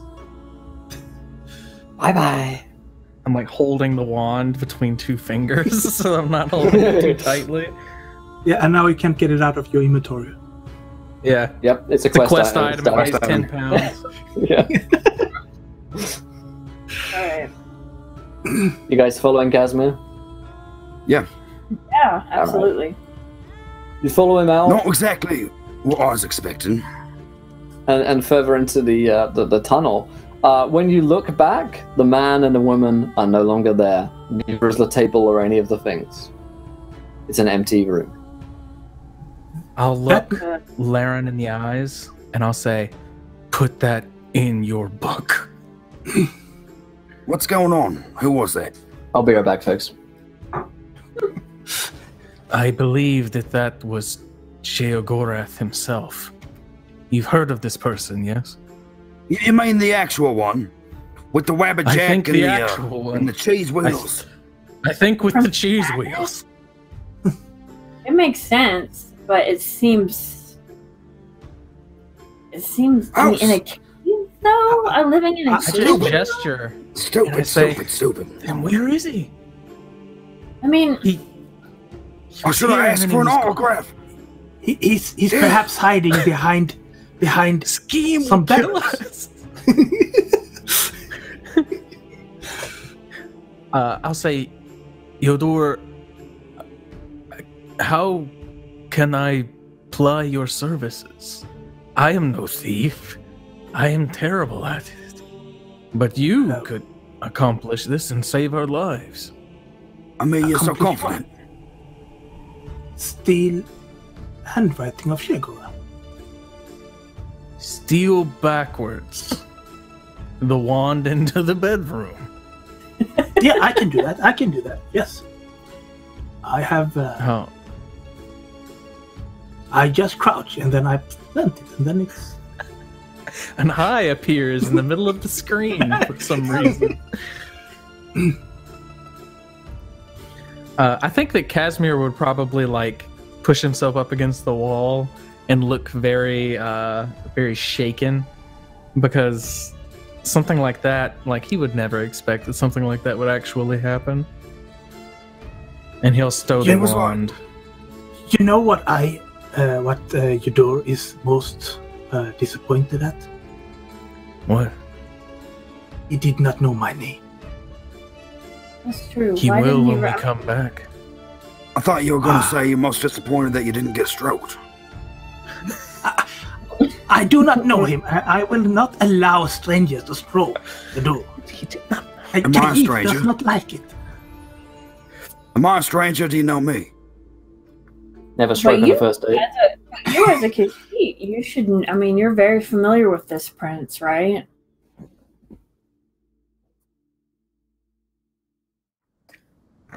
You may have heard of him. do it. I mean, everyone would have heard at least stories about Sheogorath. None of you would ever have met them before, but no, I wouldn't think meat, but I think in the Khajiit myths, they're very that's one of their main princes. Doodads. Yeah. Doodads. Yeah. One of their main doodad. Yeah, definitely a main doodad. So I don't know. Laren was upset he didn't get an autograph. Oh yeah. So Scheme is pretty upset at the moment, I'd imagine. Scheme miles away. Senses a disturbance in the force. We've got to get this wood looked at. There's no way we can leave this and put it under the Jarl's bed. Or anywhere near the Jarl. Maybe we should show the Jarl. Actually, I'd rather not have Sheogorath be mad at us. Oh, come on. I think that if Sheogorath wanted it there, he could just put it there. That's literally insane. That's an insane thing. Now you're getting it, yeah. No. No. At least I know I have Casimir on my side. There's no way we're gonna just leave this with the Jarl, right? That's cowardly. Casimir looks down at the pouch where he put the wand, and he looks up at Claudia, and then he says, "Well, to the vampires." One thing at a time. Who knows, guy? Maybe the wand will turn into a tiger before then. First, we find the cure to vampirism. Your quest. Your quest log is quickly filling up with side quests, but luckily none of them ever expire. And the party press forwards. As you're creeping through this cavern, you overhear hushed conversation from a gruff-sounding individual and a woman. The gruff man says, "Oh yes, Karen. Now we can finally be together. This is excellent. Ha ha ha." She says, "Yes, isn't it just, Gruff? This is the best. Ha ha ha." Vampires and vampire trolls, just saying it right now. The scripted dialogue comes out somewhat stuntedly, but nonetheless tells a tale. As you poke your head around the corner, the expert writing of Bethesda becomes clear, and you see what looks to be an orc man, and he is holding the hands of a woman with some very, very pale skin. Claudia, you would expect her to be a vampire.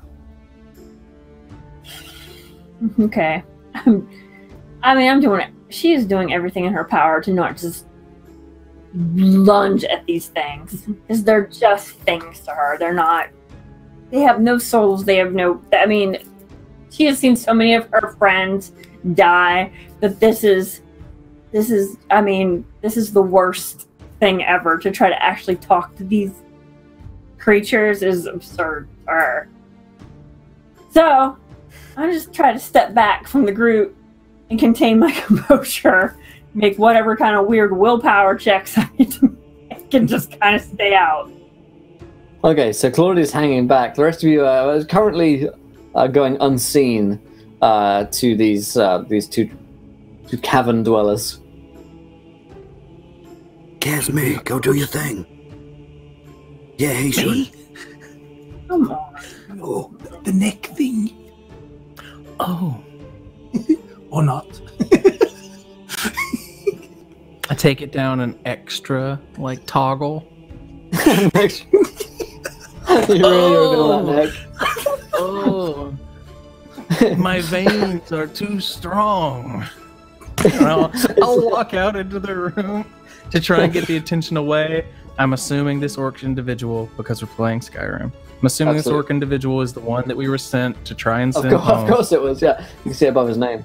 But yeah, I imagine the vest doesn't just unbutton, it brings itself out, so more of your shoulders become it's all the way down past my traps, yeah. And you turn and the orc says, "Oh, who goes there?" I say, A friend of your wife. Go home. She misses you. The woman kind of like stands in front of him protectively, and it's like, it's okay, Groff. And she says, so, Vadiana sent you then? She asked us to take a look and see if we could find her husband. We came on far different business. Business I hope that you can take seriously. She looks suspicious and says, as long as you wish us no harm, then we will do no harm to you either. I'll look back over my shoulder at Claudia, who's I'll like get back to you on that. vibrating. And then I'll turn back. For now, we are here diplomatically. That's the best way to start negotiation. For now, I'm not going to go yet. Yeah, the woman that you seem to be, Karen, she nods. She's wearing like this long red kind of dress.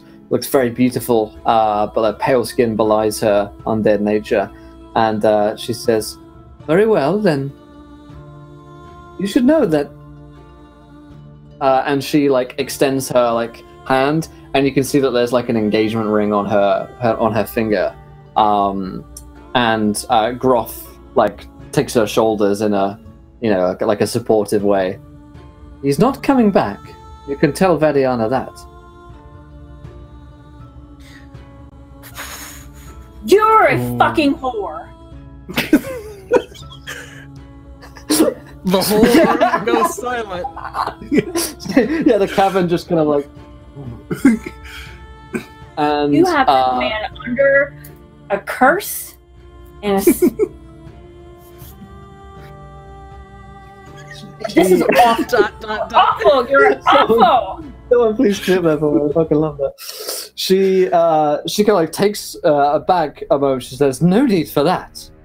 I have him under no spell. I have him under no spell or enchantment. Isn't that right, Groff?" And he said, "That's right. I visit here every week. I tell her that I'm coming to pick flowers, but I actually come and meet Karen here." I say, "Oh, he's the whore." I turn and look to Claudia.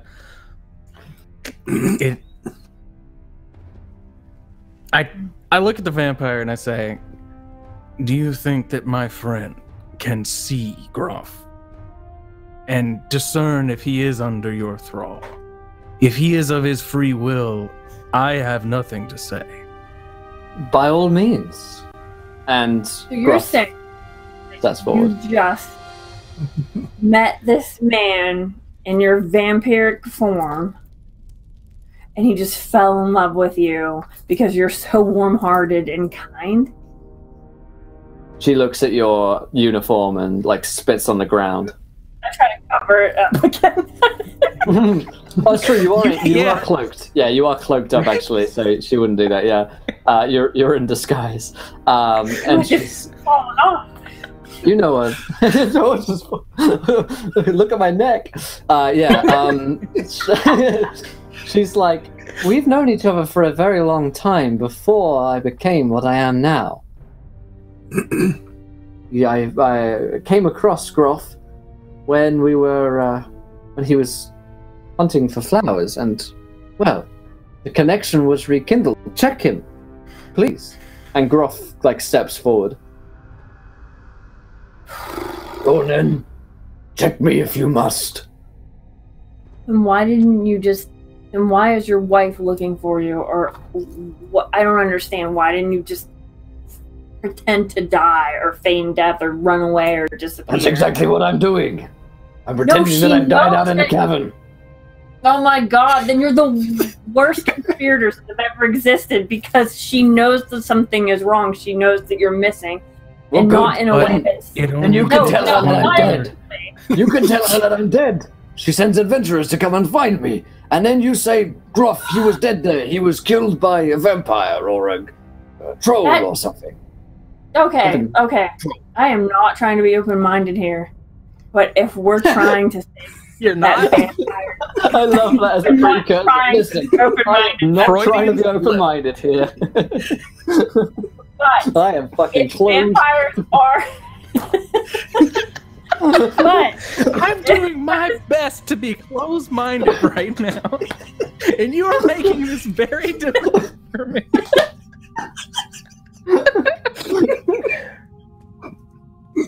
Oh my god, that's amazing. okay, you know what? If this is truly a split from the vampire curse and plague and disease that I know of, wouldn't that just exacerbate things by telling your wife that vampires killed you? Say that it was a troll or a dragon or something noble. I don't care as long as I'm rid of her. Are you sure you love him? She's asking. I'm asking. Suddenly become a soap opera. She like. Of course I do. We're trying to be together. We're not trying to hurt anyone out here. We're just trying to live our lives quietly. How do you survive? What is your What do you feed on? My name is Karen. Karen. And That is not me. How do you no, eat? I What do you Yo, feed dog, I on? thought we were supposed to be hiding. she says I say myself as best I can, and Groff here donates. And he nods and is like, willingly, of course. Mm, I visit the shrine whenever I can to get myself cured. It's a good system. work. That's working for you. That's working. To go to the So shrine, far. it's curing you. I think, yeah. There's something else going on here then. If that's the case, there's something worse. There has to be different sect of vampires then.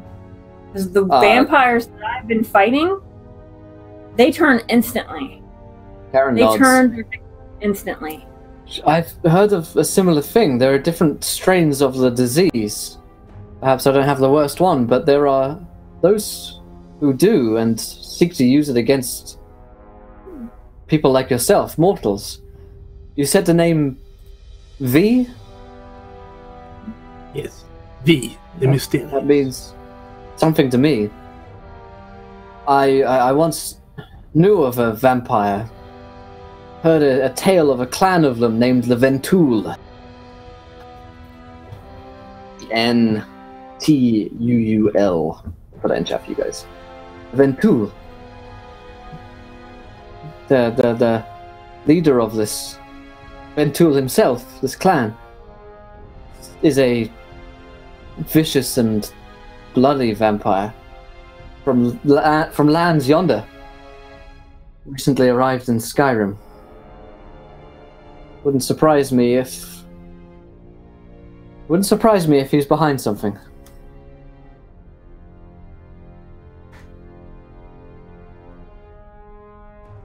This makes sense somehow. Honestly, you're being pretty helpful. Yeah, it definitely is a question. Are there You're just being pretty. two of you here? Just the two of us here. We're living out our lives in peace and quiet. We're not hurting anyone. Gruff nods. That's right. So you can tell my wife Ariana that I died here nobly. And We're then not, you could, we're not then even you here could because go. of your wife. We're Say that here again. for the bee. We're not here because of your wife. We don't care about that. Good. Any leads? You know where this V is? Can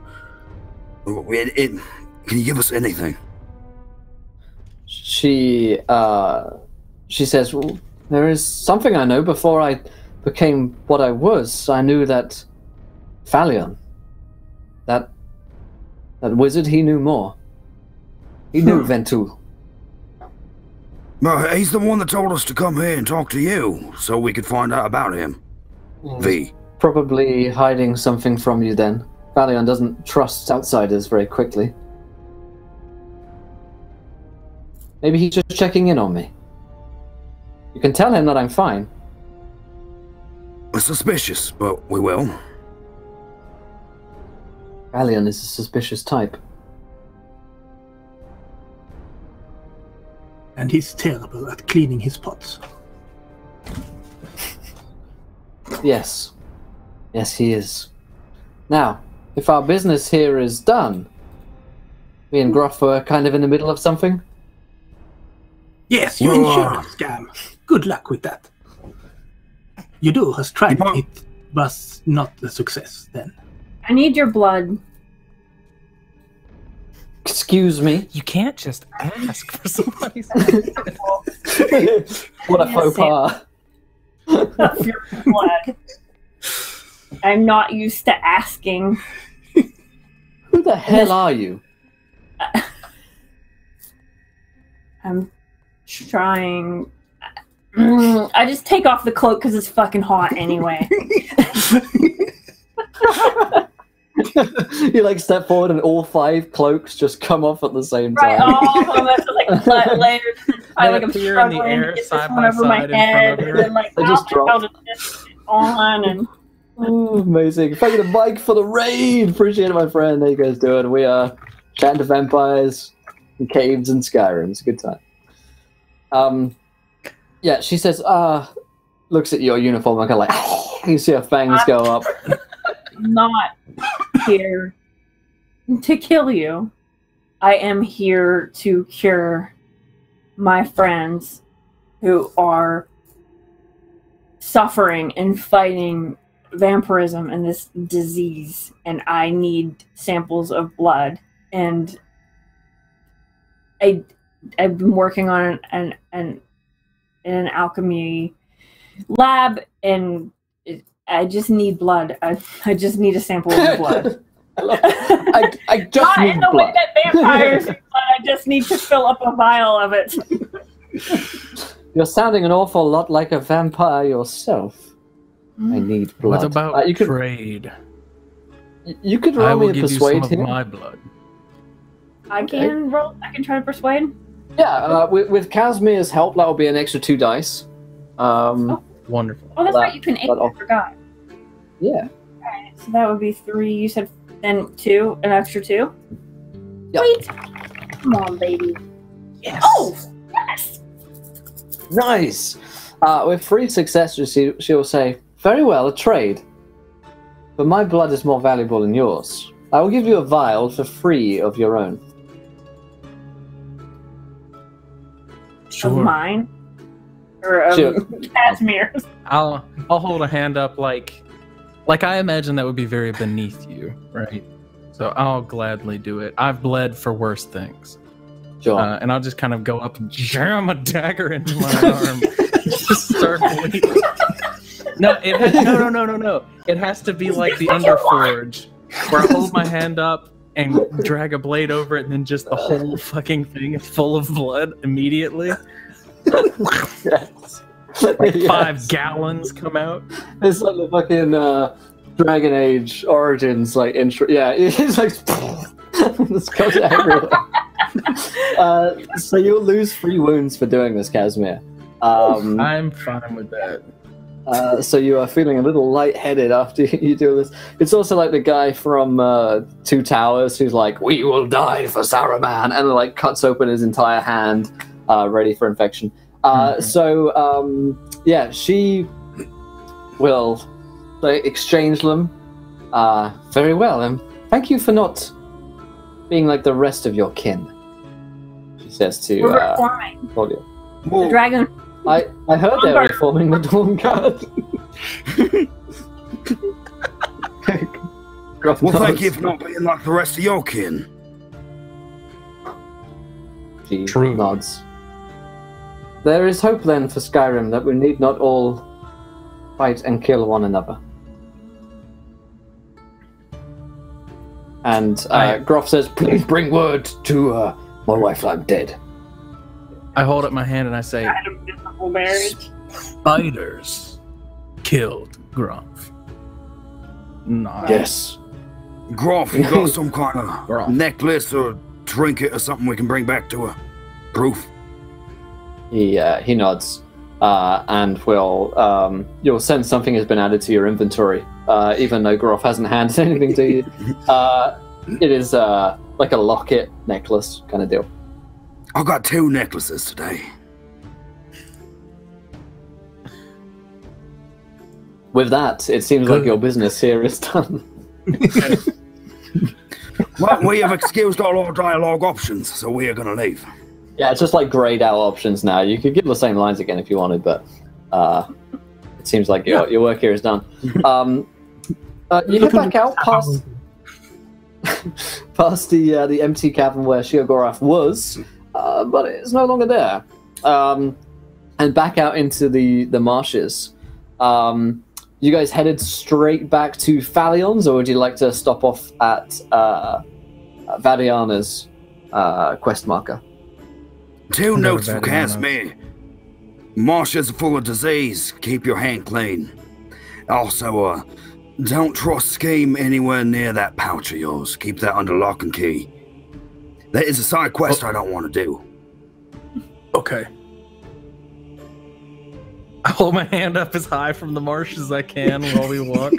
Blood trickling down my arm and dripping off of my elbow. No, I can fix that. I can fix that. I can fix I that didn't now. want to presume. Oh, no. No, this is... Hopefully this should be very, very easy to fix. Yep. Give it a roll. Okay. Oh, I have 6 in this, sorry. Alright, so it's 5. I mean, that's good, right? That should... 2 successes so far. You roll 1 more. I'll give it. Oops. Nope. Oh my god. D61, yeah. I'm so bad at this damn thing. I don't know what happens. My stress levels just crazy. 1 moment, please, while I fix that. Just pick it. You can always just pick. There you go. All right. But yes, you will heal for 2, Casimir, on the way back, as Claudia's magic will heal you. And by the time that's done, you guys will return back to Morphal. We headed to meet Vadiana first. She's on the way. Yes. So you can stop, and she'll turn towards you and say, "Do you have any word of my husband, Groff, the orc? He went missing in the Misty Mantle Cavern, and I haven't seen him for a while." Yes, I have word about your husband, Groff. The orc. Though he went missing, we found his body. I'm sorry. Grimwood. Her face falls. Fine. That is as I feared then. You said you had something of his? Perhaps a necklace? No, we didn't actually, but we found it clutched in his cold, dead, cold hands. Last thought through his head must have been a you. I see. What was it that slew him? Spiders. He was all purple and bloated. It was gross. They sneak up on you in the marsh. They're attracted to the death bells. They spit really, really far and over those little rises, so it hits you without you seeing the spider. So you just take the damage, and then you have to track them down using the little compass. I see. This is a quest item, so I can't give it to no one else. Here, take it. Thank you. It has weight. I don't want to keep it. Yeah. I see. This is sad news. Strange, for Gruff was so good at killing those spiders and finding them on his compass. Alas, he didn't manage to retrieve the body, I suppose, but this is fine. I will remember him and his love for me. Sorry. Just the way he was thinking of you when he went. It's been a hard day.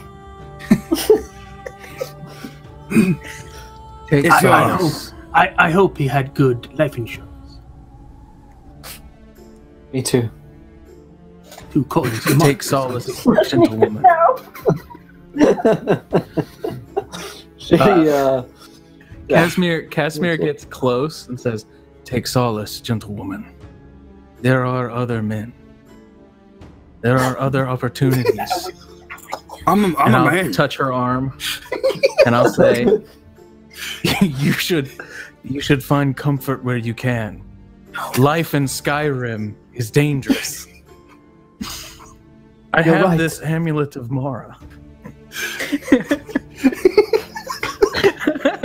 should you ever be interested?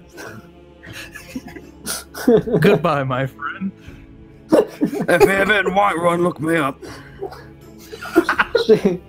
She takes it, wears her around her neck, and just takes solace in it for at least for a moment before you guys head back to to Falion's house. Falion is there. He's currently walking into a wall. You're not sure why, but after a moment, he turns and looks at you. Yes, what is it? Push Claudia forward. This fucking campaign, dude. It kills me. Yeah, he kind of like as Claudia's back. What do you want? I think I might have been wrong about vampires. Really? How so? I think that this disease goes deeper than just a simple ailment. I think that it's either the infection, either it's attacking people differently, or there's a different strain of it.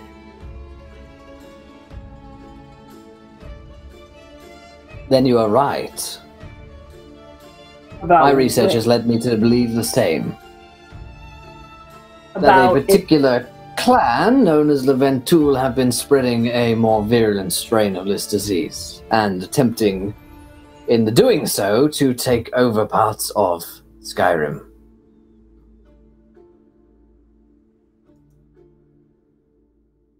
You didn't kill her then?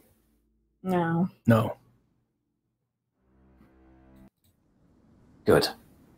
That is well. Karen is a nice enough sort. She's been helping me from time to time. So I suppose that you are trustworthy. What is it that you wish to know? Where can we find these Ventul? It's more so when and where they'll find you. Ventul Here, moves from place right to place. now? Himself. They have clans across the place, and necromancers as well all across these lands. Where exactly Ventul can be found, I do not know. But where his minions can, that's a different matter. If truth is to be believed, there is one who has infiltrated their way into Whiterun. What? Yes, there's a vampire in Whiterun, one of Ventul's clan. Most likely a forerunner for the doom that is to come to that place.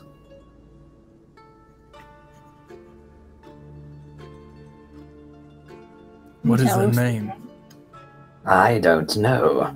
You're probably going to have to do some asking around, and some investigating of any bodies that might turn up. Or this is just an idea. I'm just throwing it out. You can disregard if you want. We burn Whiterun down. No, that's not a good idea. That's not That what we're is an gonna option, do. isn't it? Yes. No, that is I not mean, an option. Everyone will die, and then whoever's left alive is obviously the vampire. No, that's not how vampirism works either. That's not how it works. That's not how any of this works.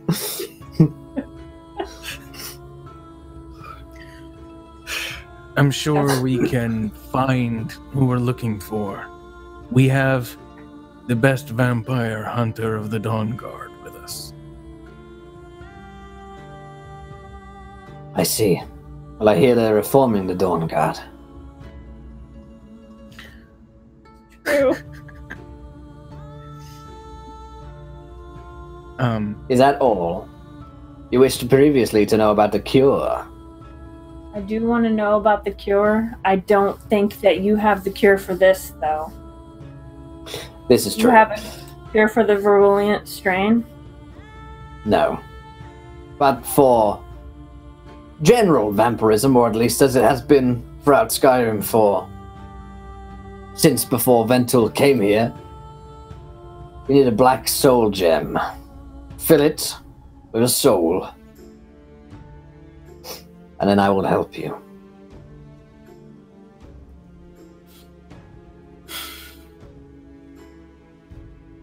Okay. A knife for a life, then. Okay. Right. You can find those. I think there's a mage in Winterhold we can get those from. It's not Farley, you're not being serious. If you're taking a life for a life, then you might as well just be a vampire yourself. You know, there are so many other things you can fill a black soul gem with. It must be human. Oh, not elf then. Might work. Oh. There has to be another way. There are many deserving people in Skyrim who deserve to die for a good purpose. It might be the only thing they've ever done for a good purpose. I think I know of a tower that houses bandits.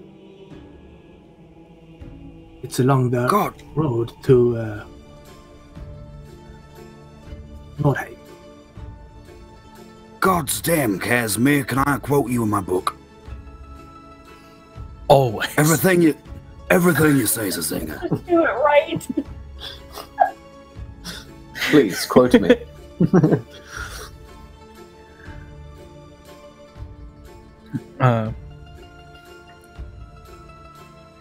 We lied and told Grof's wife that he had died. He is still with Karen, safe and sound. But do not let it slip that we lied. I've got something going there, and I don't want, She's mine. Yeah, don't worry about it. It's fine. I thought I saw her out the window with an amulet of Mara. I understand. You won't hear it from me. I should not say we. I do not speak for my friends. I will do what I can to repair your reputation, my friend. You have been very helpful. If you get the chance. Beyond what you owe us. I will. He nods. Thank you. I appreciate it.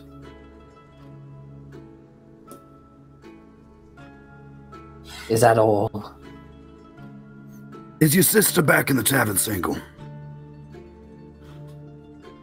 I believe so, yes. All right. Just like pass him an amulet of Mara. An amulet of Mara has been added to your inventory. You hear a little chink.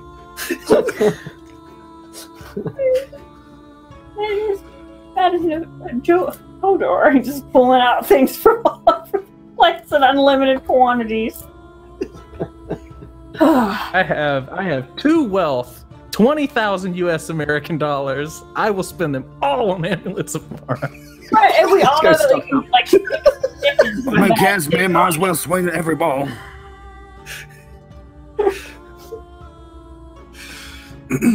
Amazing. So, Falion says, it seems like you have a lot of work to do back in Whiterun. I will be here if you need anything else, such as more information on the cure for vampirism. But I bid you good day and good luck.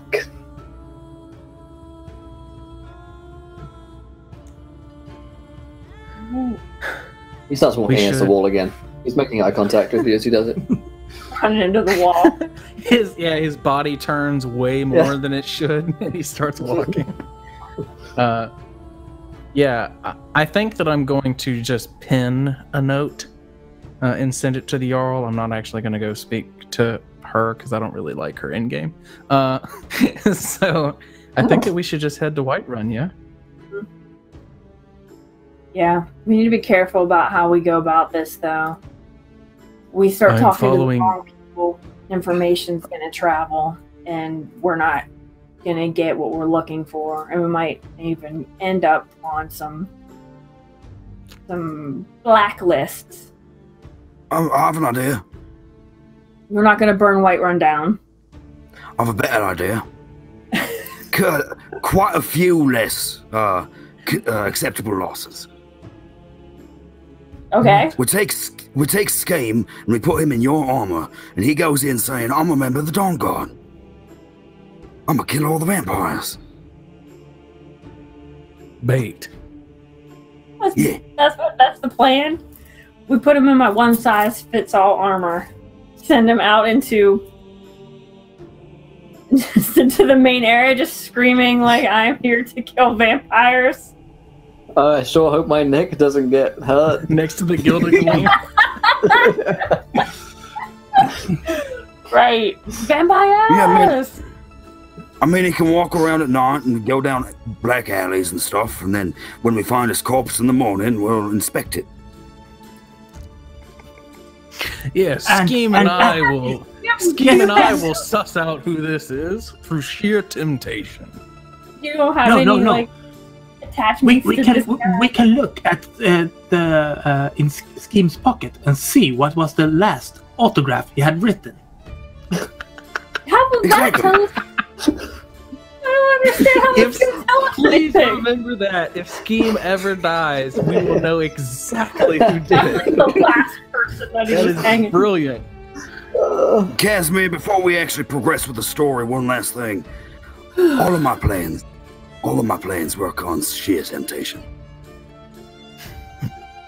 Then they will never fail.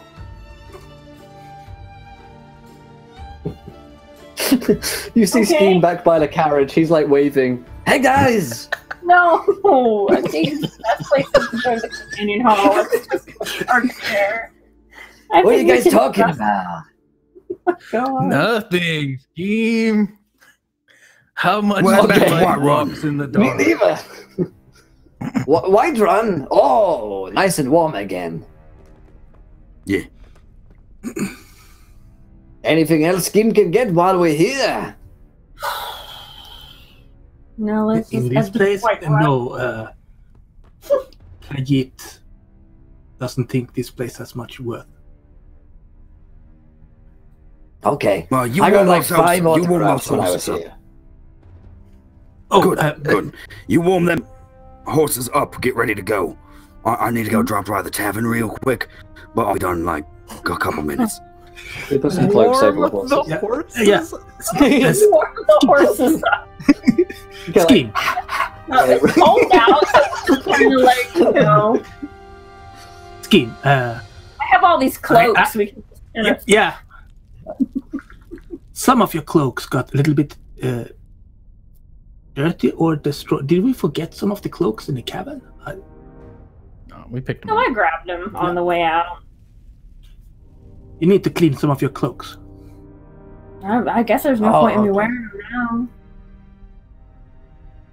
We can Scheme will give them the begin to horses. both Warm 'em warm up. the horses and clean the cloaks simultaneously. Leaving Laren to go back into the not sleeping giant, in the whatever I called it, in Moorside, I think. And there certainly is Jonah inside, this 50-year-old or so woman who is again perpetually cleaning this mug. Oh, I won't hold up the story. I'll just see how charming I am. Okay, well, it's not Out of so 7 bad. dice, I get 1 success. Yeah, not quite charming enough. She's basically like, well, perhaps if you come by next time and you spend more of that coin, we can talk some more. Yeah, you're a real charmer in the first No. time. You don't have money. I know how this works. Time for money. My last girlfriend did that same thing too. It'll be fine. You watch as her disposition towards you increases as you use bribe from the Oblivion. Yeah, she's the old style with the wheel Yeah. and facial expressions. Exactly. and her disposition begins to increase towards you. After that, though, you find yourselves back on the very warm horses for the carriage, with clean cloaks as well. And nice. Very nice. Scheme is very good. He's licked all of them clean. That's how he clean things, because he basically licks himself to clean himself. But you find yourselves riding back to Whiterun on a carriage with a fast travel. And at that point, that's where we're going to end tonight's adventure. As you guys travel back to Whiterun, prepared to hunt down a vampire and bring word to Jarl Balgruuf. And with the wand of Shir-Gorath with you, which perhaps will find some use in our campaign yet. So, for those of you guys in chat, thank you for watching tonight's show. If you enjoyed the show, be sure not only to follow the channel, but also to check out Helheim Unbound on Kickstarter. You can back for as little as $5 to get yourself a PDF, and you can get yourself a hardback cover as well of this fun game. It is classless, it is levelless, and you can run it in whatever hell world you want to, such as Skyrim or Morrowind, which I strongly encourage. Stick around as well on the hour here. I will be interviewing Shanna Germain of Monty Cook Games. So we're going to be having a little bit of Q&A as well. You guys will be able to ask Shanna some questions. Monty Cook Games, of course, produce Numenera, the Cypher System, and No Thank You Evil, amongst some other titles as well. So that'll be awesome. But let's go around the cast and crew. Did we enjoy ourselves? And where can we find you guys online? Let's start with Mr. Strider Heap. Strider, what do you think about tonight's show? I am so glad my internet held out for most of that storm. Laren's new chapter. It's the last chapter in his book. He's about to finish it. The Virulent Vintool Vampire V's Vicious Virus. It's going to be a bestseller. Yeah. Catch me here on Wednesdays where I'm DMing Rise of the Dark Side. Not doing anything this weekend. Check out that game. I like it. You can use it for Star Wars or superheroes or just like whatever the heck you want to use it for. So that's really cool. Someone in chat likened Scheme to Berto from your Orient Express game. The Berto carriage, rather the Scheme carriage rather than the Berto train. Yeah, I can see it. Hey, be here next week. That's where I'm going to be. Great stuff. Thank you, Strider. Let's go to Ellie from Beholder Gaming. Same questions. Hey, so I am now almost have a fully implemented website, which is at beholdergaming.com. I do tweet a lot, which is also at Beholder Gaming, and my Facebook also Beholder Gaming. Nice. And eventually I will have my Twitch stream up, and as I said in the last our last go around, that I will be doing why does this kill me every time? It's a great game.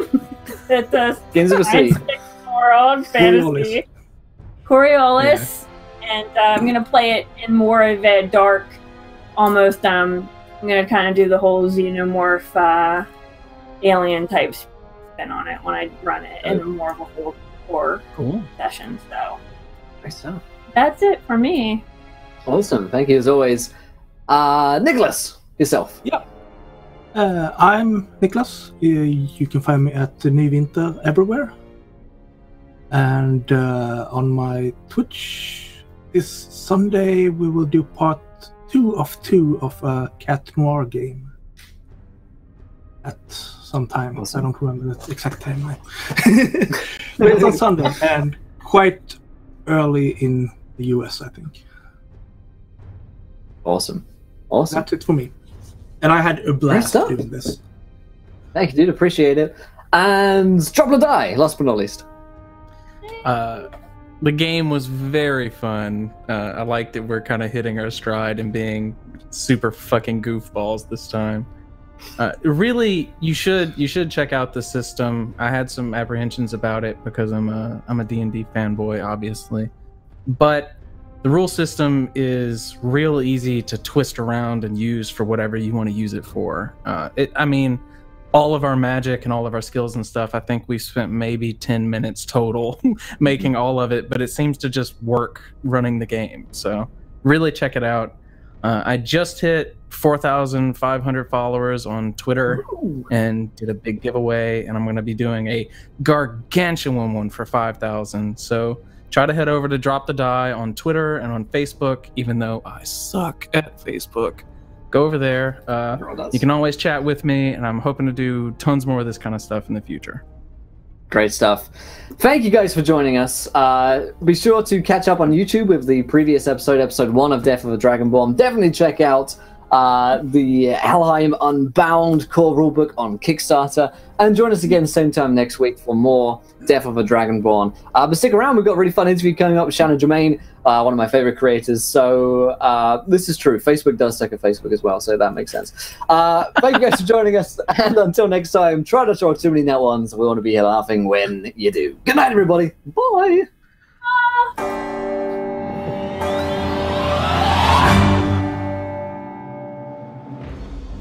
Oh.